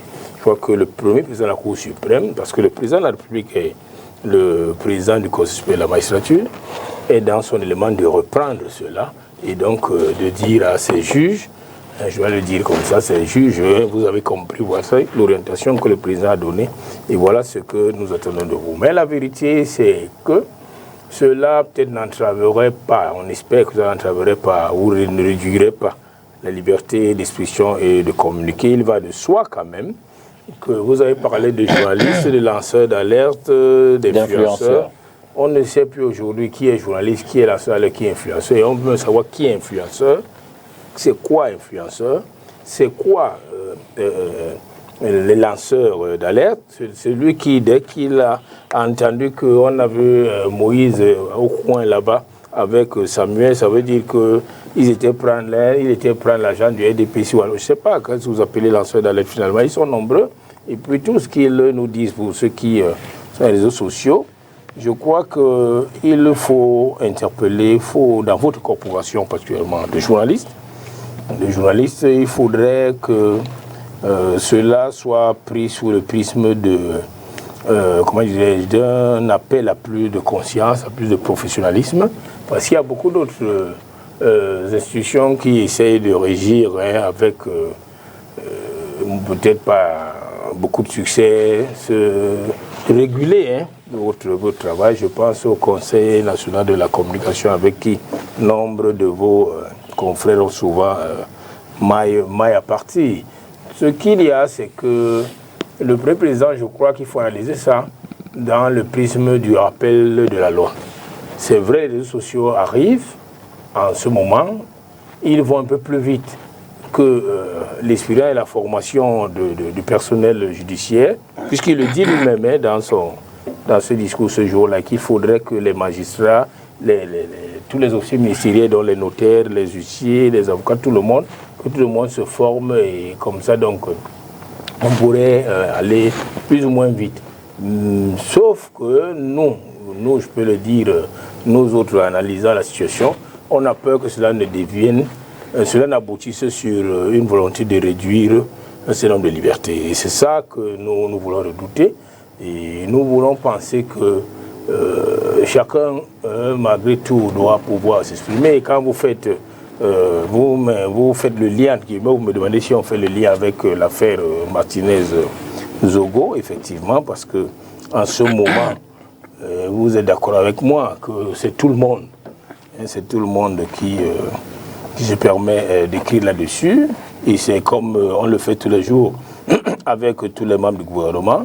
Et on va même jusqu'à, comment dirais-je, prendre déjà, Danton nous dit aujourd'hui, ils sont au tribunal militaire, après on nous dit qu'on veut un juge militaire. Bref, je voudrais également dire qu'il est bon que les Camerounais aient la bonne information, à la bonne source toujours, mais que chacun, en exerçant son métier, se rappelle quand même qu'il y a la loi qui fixe le cadre réglementaire de tout ce que nous faisons. Alors Samuel Motte, je le rappelle, évidemment les hommes de médias l'ont pris plus ou moins comme un procès à l'endroit de la presse. Je veux dire, est-ce que la justice ne ferait donc pas beau rôle de ne pas donner l'occasion à ceux qui ont les espaces de dire ce qu'ils veulent en s'exprimant elle? Je reprends pour exemple l'affaire en cours. Je veux dire que si on a l'information judiciaire d'un procureur ou du commissaire du gouvernement dans une affaire comme celle-là, c'est vrai une information encadrée, mais au moins qui permettra à l'opinion de prendre connaissance des éléments clés d'une affaire en cours. Est-ce que ce n'est pas des éléments qui permettraient de limiter ou de réduire le nombre de fake news, de spéculations autour des actualités aussi pertinentes? Si elle communique. Oui, non, mais justement, dans le cadre de la communication, je ne suis même pas sûr qu'il était là en train de blâmer un certain nombre de personnes, alors de les menacer, puis c'était le sens de votre interrogation avant. Moi, en ce qui me concerne, il s'agit plutôt d'un discours opportun, pertinent, et qui constitue un appel à la responsabilité des uns et des autres. Pas nécessairement pour pouvoir encadrer, rappeler peut-être les encadrements de la loi, mais pas pour dire que lorsque la loi vous autorise à faire telle ou telle chose, moi, en tant que président de la Cour suprême, je vous interdis à le faire. Il faut éviter dans une société, une situation dans laquelle il y aurait des gens qui auraient le droit de stigmatiser les autres, qui auraient le droit effectivement de se rendre justice, parce qu'à travers également les positions que l'on prend à travers la presse, c'est une forme de justice que l'on prononce. Et quand je l'ai dit également, y compris les gens qui sont stigmatisés n'ont pas le droit effectivement de se rendre justice. Nous avons le droit, le devoir de respecter la dignité des uns et des autres. Ce n'est que comme ça que nous allons établir une position apaisée. Lorsque vous relayez une information qui est de bonnes sources, personne ne va vous le reprocher. De toutes les façons, la meilleure façon pour pouvoir le reprocher, ce serait effectivement de dire qu'on va porter plainte. Dans le cadre d'une action en justice, dans un procès en justice, vous aurez bien des éléments pour pouvoir vous justifier. Mais aujourd'hui, la tendance qui a été prise, c'est de dire, effectivement, on peut dire sur tout et rien sur les gens, en mettant même de côté la dignité qui est la leur. On peut dire tout et rien à la fois, en mettant de côté l'honneur des hommes. L'honneur d'une personne, c'est quand même quelque chose qui doit être également protégé, préservé. Aujourd'hui, nous avons tendance, je l'ai dit quelque part, j'ai reçu une volée de bois vert.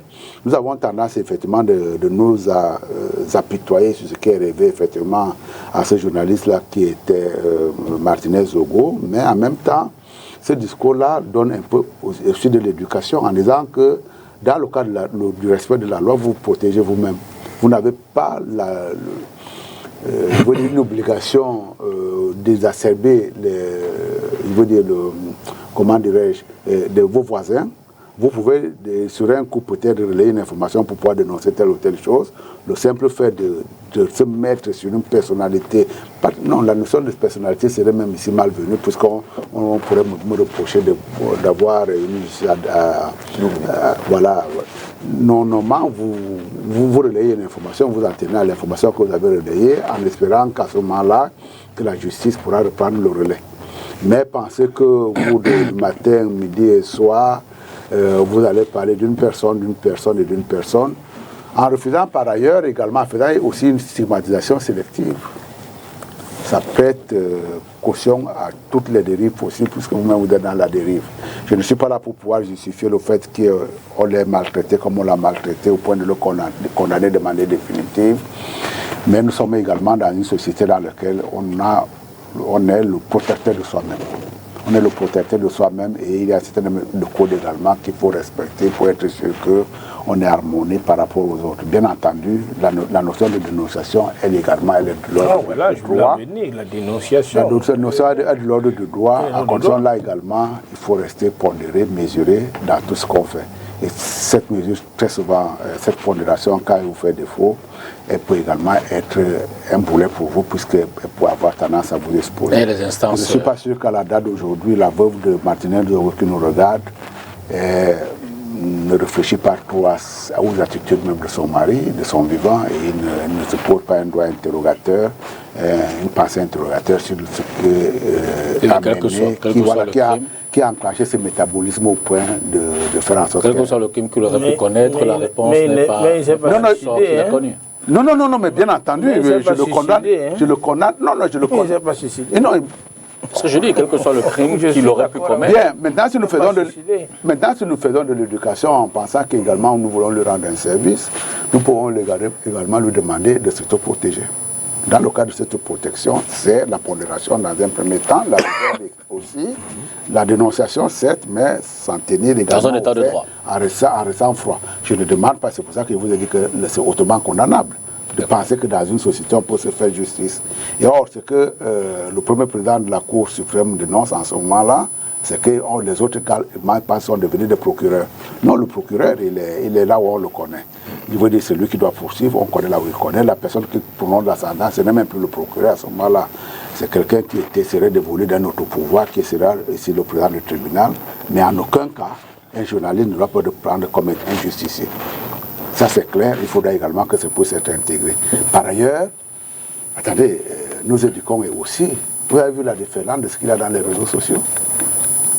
On ne ménage personne. Soyez heureux aujourd'hui que vous n'avez pas été attaqué, mais moi j'ai fait l'objet des attaques totalement ignominieuses. Bon, malheureusement, moi je n'ai pas de pistolet pour pouvoir...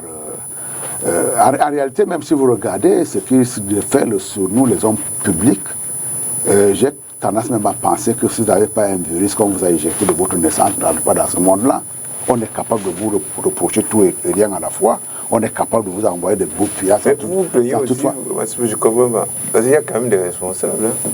Des responsables de quoi? De la situation.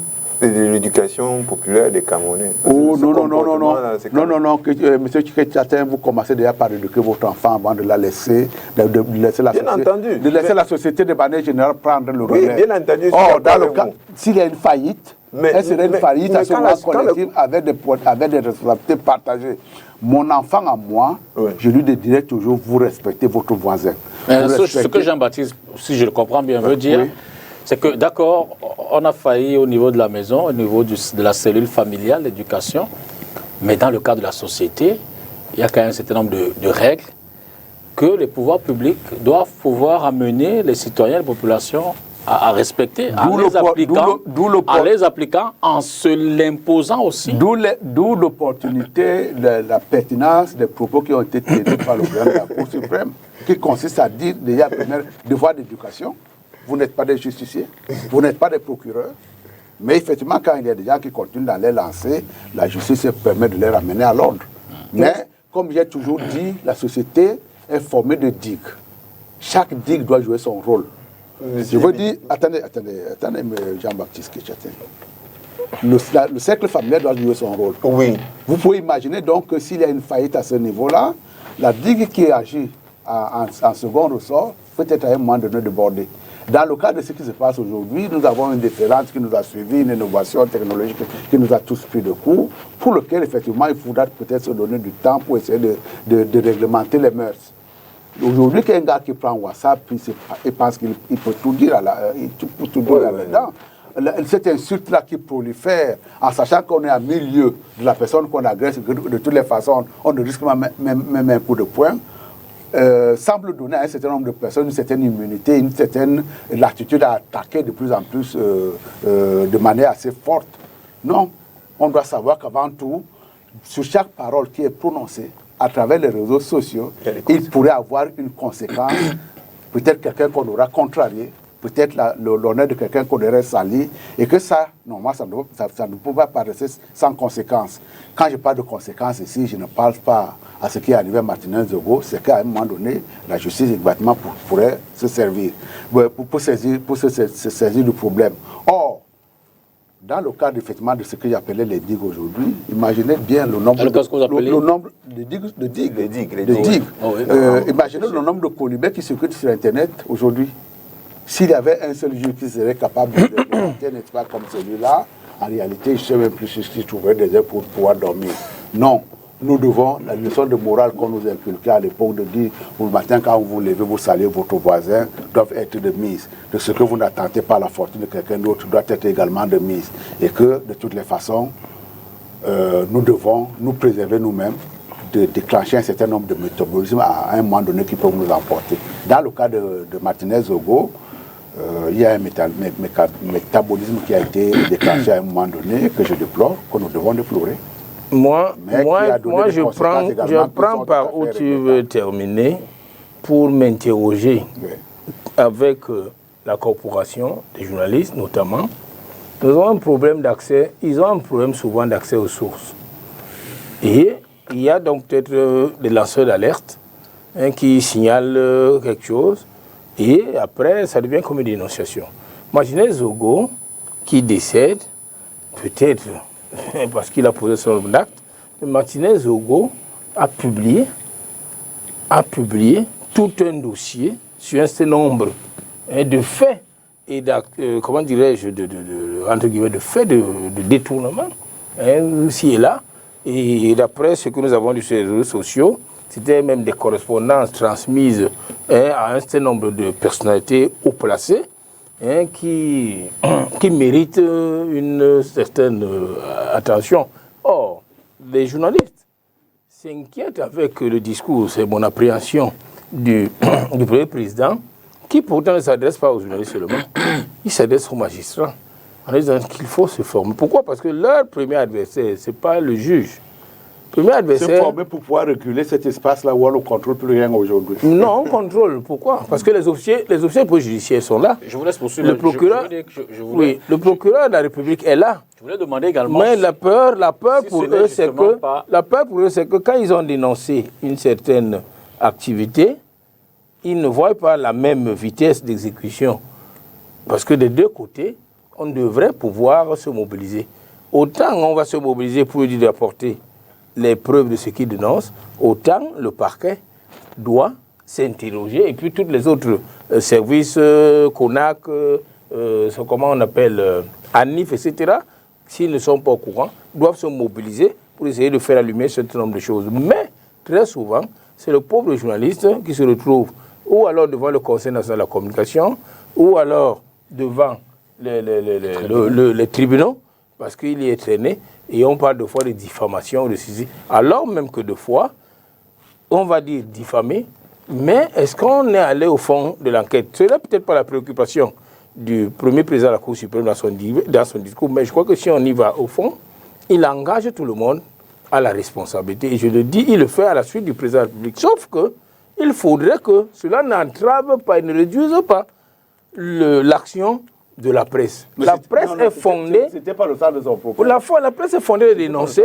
les lanceurs d'alerte, si on les appelle comme ça, je ne sais pas, il y en a certains célèbres, Paul Tuta et autres, qui, je ne sais pas, influenceurs, moi je ne sais pas ce qu'on appelle par influenceur, parce que j'entends influenceur, deux fois je vois, c'est des jolies dames qu'on expose sur les réseaux sociaux, et ou alors, des personnes qui ont un certain nombre qui ont une certaine influence, je ne sais pas. Je suis tombé souvent. Nous sommes tous victimes, honorables, nous sommes tous victimes de ce genre de choses, mais je crois que il faut que tout le monde joue effectivement sa partition comme il faudrait. Sur la qualité des comportements, sur le problème comportemental que monsieur le député soulignait là. Le député a été gentil de dire que oui, si la famille a failli. Mais la digue familiale, pour qu'elle joue son rôle, il faut que l'ensemble de la société, le corpus social, se mette, soit à disposition de la famille. Vous ne pouvez pas demander à des parents qui sont en difficulté sociale, en difficulté économique, de jouer leur rôle de parents comme dans une société normale. C'est pour ça que je soulignais, c'est pour ça que je disais, je vous interpellais tout à l'heure en disant que vous aussi vous vous plaignez parce qu'à un moment donné, qui est donc responsable de ce qui se passe au Cameroun? Qui est responsable de ce que dans les journaux on peut afficher quelqu'un là, l'insulter comme du poisson pourri et puis rien ne se passe? Qui est responsable de ce que, dès que vous émettez un avis contraire à la plupart de ce qu'on appelle aujourd'hui les opposants au Cameroun, ils se réunissent là en congrès tribal et des gens mal élevés et qui disent tout et n'importe quoi. Il y a dans notre pays un processus d'ensauvagement, de salissure généralisée, d'abrutissement, qui fait en sorte que les gens se comportent comme ça. Ça ne tombe pas du ciel. Et de ce point de vue, quand je vous ai interpellé, c'était pour vous dire, regardez la société que vous êtes en train de nous construire. Où il ne peut pas y avoir un débat sérieux sans que les gens... La construction, là où c'est là le point de rupture entre toi et moi, Jean-Baptiste. La société que nous construisons aujourd'hui n'est pas seulement construite par l'État. C'est l'ensemble des acteurs qui sont...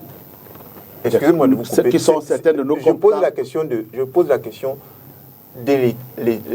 l'étage de responsabilité, de la gradation. Vous avez tendance à considérer que c'est la collectivité qui est responsable. Je pense que l'État est le principal, possesseur des moyens d'éducation. Non. Parce que quand tu dis l'État, tu fais référence à qui? C'est-à-dire ceux qui tiennent les moyens de contraindre. Non, l'État, c'est une communauté. Je prends un exemple simple, monsieur le député. Il y a les téléviseurs. Nous, quand on était enfant, avant de voir les premières images obscènes, on est sorti de la maison. Donc c'est quand on n'était plus sous le contrôle de nos parents que nous avons vu les premières images obscènes de notre vie. C'était loin du quartier même, c'était même pas à l'école du quartier. Et c'est l'État qui demande. C'est l'État qui régule la production des images de masse. Mettez la télévision simplement et vous regardez ce qu'on diffuse là-dedans. Et vous pensez que vous allez arrêter l'évolution technologique à la frontière du Cameroun? Il y a des moyens, de réguler les évolutions technologiques. Vous imaginez, j'aime toujours citer cet exemple que les pays captent. Est-ce que quand vous regardez le débat public dans d'autres pays, y compris prenons les démocraties occidentales, est-ce que le genre de choses qu'on voit ici, là, on peut voir ça, je ne sais pas moi, chez les Norvégiens? Est-ce qu'on peut avoir le cadavre d'un journaliste norvégien comme ça, là, à la morgue, et puis, bon, pendant une semaine, 2 semaines, 3 semaines, on ne sait pas exactement ce qui se passe? Si vous allez en Chine et que vous utilisez les réseaux sociaux que nous utilisons ici, là, pour vous mettre à diffuser tous les fake news qui nous inondent au quotidien. Dans l'heure ou bien les jours qui suivent, on va vous mettre la main dessus. C'est même pas Mais chez possible, nous, parce qu'ils ils ont sont leur- quasiment ils officiels. ont leurs réseaux qui ne sont pas forcément... Et ils ont des documents dont on peut se demander, mais ils viennent d'où Alors, avec en même ça temps, la Chine n'est pas une si démocratie. tu commences à faire les lots... La Chine est plus démocratique que nous. Tu commences... Non, pas du tout. La Pas du Chine tout. est plus Si tu commences à faire les lots... Monsieur le député, allez là dehors. Il n'y a pas les élections Si que tu vous commences- organisez là en Chine. Il n'y a pas ça. Ouais. Il n'y a pas le RDPC, le SDF, il n'y a pas STV et ses débats, il n'y a pas le MSC, il n'y a pas le MAID. Il n'y a pas ça là-bas. Bon, ils ont d'autres formes de discussion. Mais si vous allez là dans la rue, vous demandez à nos compatriotes, entre ce système-là, que vous dites non démocratique, et vos élections, ils vont dire que non, nous on préfère qu'il n'y ait même pas des élections. Non. Mais oui, Alors, on n'a plus que 5 minutes. puisque Le l'éducation souvenir- populaire du chinois fait que Le souvenir de Tiananmen est quand même assez révélateur. À un moment donné... si vous vous fondez sur des épisodes malheureux pour juger l'évolution Comment c'est globale un d'un épisode pays, malheureux? Et il y en a tellement chez nous. Comment c'est un épisode malheureux, ça, celui-là? il est heureux d'après vous. S'il avait une possibilité... Tiananmen, c'est un épisode heureux ou malheureux. Non, mais c'est comme vous voulez dire que c'était... Vous ne pouvez pas définir la Chine par Tiananmen. Vous voulez dire que, comme si vous voulez dire que c'est anecdotique. À la date Dans d'aujourd'hui... l'évolution globale de la Chine, c'est anecdotique. Non, c'est pas anecdotique. Ah bon? À la limite, ce genre de manifestations, on aurait pu les subir tout le temps s'il y avait une possibilité, avec la possibilité. Pardon, Maintenant, vous êtes une libre possibilité pardon, je vous ai pas bien de compris. manifester, par exemple. Mais la manifestation, il y a des manifestations en Chine. Oh. Depuis qu'ils ont eu les affaires de... Comment? Ouais. On a vu il y a des manifestations en Chine. Vite maté. Maté ou pas, il y a des manifestations. Mais je vous dis, une D'accord. société qui réussit à résoudre les problèmes essentiels, c'est ça la société démocratique. Ce n'est pas les sociétés où il y a 148 députés RDPC, où on organise des débats, où il y a des gens qui racontent n'importe quoi et on met ça même à la une des journaux. Et les problèmes basiques, les problèmes essentiels de la société ne sont pas résolus puisque vous dites vous-même. Oh, mais vous ne voulez pas non plus dire que l'ensemble des problèmes basiques sont résolus, que ce soit en Corée du Nord, que ce soit... En termes de comparaison, le nombre de Chinois ou bien de Vietnamiens Ouais. qui sont sortis de la pauvreté sur les 70-80, bon, le Parti communiste chinois c'est 48, depuis 48 qui sont là. Vous avez vu les bons en avant? Vous êtes au pouvoir depuis 1960. Vous avez vu les bons en arrière? D'accord, on va sortir. On va sortir pour essayer de... Et ce sera la question de fin. Alors, et puis que certains panélistes ont commencé à l'aborder.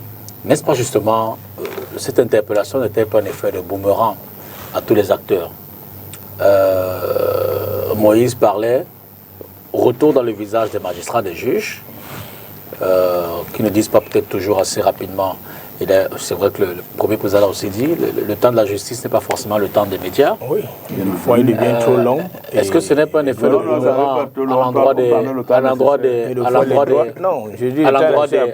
des législateurs, à l'endroit des législateurs, des régulateurs, pour dire que le corpus qu'on a en ce moment, qui traite de ces questions en essayant de préserver la liberté, n'est peut-être pas adapté quand on regarde ce que les lanceurs d'alerte font. D'abord, Facebook, les réseaux sociaux, c'est un boulevard. On ne sait pas où commence la régulation, où est finie, on ne sait pas où commence la législation. Le ministre des Postes et Télécommunications a essayé à un moment. Bref, est-ce que, pour finir, ce n'est pas justement une interpellation du premier président pour que chaque acteur de ce mécanisme-là se regarde et se dise, attention, c'est le moment ou jamais, Moïse, de se ressaisir? Oui, je l'ai dit tantôt et je dis que, vous le savez, pour nous, la liberté d'expression est sacrée. Tout comme la liberté de communiquer, elles sont même consacrées par la Constitution camerounaise. Il n'y a donc pas de raison qu'il y ait des entraves à cela sur un simple coup de tête d'un gouvernement pour qu'on dise que le ministre a fermé Internet. Non, nous ne sommes pas d'accord avec ça. Nous sommes d'accord pour l'appel à une prise de conscience et à un peu plus de responsabilité de tous les acteurs. Sauf que, il faut le comprendre, et honorable mot ne me démentira peut-être pas, la justice est l'un des plus puissants leviers déterminants pour le développement d'un pays. Si la justice ne joue pas son rôle véritablement, aucune société Merci. ne peut être On a développée. plus beaucoup de temps. De la même manière, C'est compris. cette justice qui est rendue au nom du peuple, parce qu'elle est rendue au nom du peuple, chez nous au Cameroun, mérite que dans un problème, comme nous parlons de Merci, Martinez-Zogo, que le peuple qui a besoin d'informations, qu'il soit réellement informé, Merci. soit par cette justice, les acteurs de la justice, ou alors par la presse En et les une autres minute. acteurs, lanceurs d'alerte. Je suis d'accord avec toi quand tu parles de l'importance d'avoir une société apaisée à travers un certain nombre de décisions de justice que l'on recevait. Mais je suis tout autant étonné de constater que Tchatin, qui est journaliste, puisse pas faire l'apologie, l'éloge de l'amateurisme. Parce qu'en réalité, quand on parle de lanceurs d'alerte aujourd'hui, des influenceurs, c'est des gens dont on doute même de l'éducation. Un journaliste bien formé ne peut pas se laisser à ce genre de pratique-là qui consiste à dire on relaye une information et qu'on se mette à stigmatiser les uns et les autres. Et très souvent même que l'on se transforme en presse à gage. Voilà également l'autre mot qu'il voulait. À la limite, à l'époque, dans les années 90, on montait un journal contre une personnalité. Aujourd'hui, on n'a même pas besoin de faire cet effort-là. On prend 2 ou 3 personnes là-dedans qui commencent à relayer cette information de manière continue. Ça également, je pense que la justice, elle pouvait réguler ça assez rapidement. Je crois que c'était l'interpellation du président de la Cour suprême, ce serait une très bonne chose. Mais en même temps, c'est ce qu'il voulait dire, ne faisons pas également l'éloge de l'irresponsabilité généralisée. La famille d'abord, comme cercle d'éducation primaire, après maintenant la société peut prendre le relais. Or, dans le cas très souvent de ceux qui se lancent dans ce genre de pratiques-là, je me demande vraiment quel est leur corpus éducationnel. Jean-Baptiste. Touta, par exemple, dont vous avez parlé tout à l'heure, il est sorti de quelle école de journalisme, de quelle école tout court d'ailleurs. La plupart des gens, effectivement, j'ai entendu une histoire d'une fille qui a des mœurs assez libertaires. On va pas citer de nom. Hein. Non, je ne cite pas de nom en ce qui me concerne, a voulu se présenter pour aller entretenir des étudiants dans une université assez prestigieuse. J'ai compris, merci. Jean-Baptiste. Je ne suis pas sûr que c'est la référence. Nous avons tous compris. Le problème est de nature politique. Et il ne peut être résolu que par de grandes décisions politiques. Parce que l'information fait partie de l'éducation en général. Oui, et si les gens sont, si les gens sont mal informés, ils peuvent avoir de mauvais comportements. Et l'éducation en général, c'est la première des tâches des responsables politiques, y compris ceux qui aspirent au pouvoir, mais d'abord de ceux qui sont au pouvoir, parce que c'est ceux qui sont au pouvoir qui détiennent les moyens d'organisation de l'éducation en général. Et si aujourd'hui nous avons ces gros problèmes-là dans l'univers de l'information, dans le comportement que les gens ont vis-à-vis des problèmes sociaux, vis-à-vis de l'institution judiciaire, etc., c'est parce que l'éducation a failli. C'est parce que la justice... Vraiment une minute, il dit ça parce que pour le moment il n'est pas au pouvoir sous. On n'a pas besoin d'être au pouvoir. Non, attendez, je vous dis. On n'a pas besoin de rester au pouvoir. Je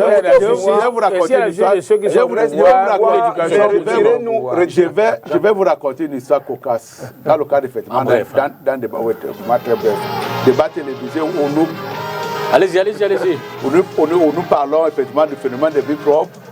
Je prends la parole pour pouvoir dire à quelqu'un qui stigmatisait le gouvernement en face, je vais lui dire, le jour où je vais retrouver votre fils dans les mêmes circonstances, je vais vous dire que il n'a pas attendu même qu'il finisse la faille, il a promis en disant mon fils ne se retrouvait dans des circonstances similaires. En réalité, je voulais lui dire si le tout dans des conditions similaires, ça veut dire que vous avez failli vous-même. Il n'a même pas attendu qu'il finisse la faille. Merci à Papa Yaoundé, Moïse Nguidjol, Jean-Baptiste Tchatin et puis l'honorable Samuel Maud. Merci à vous également à la maison d'avoir suivi cette autre édition de Cartes sur Table. Bonsoir et à mardi prochain.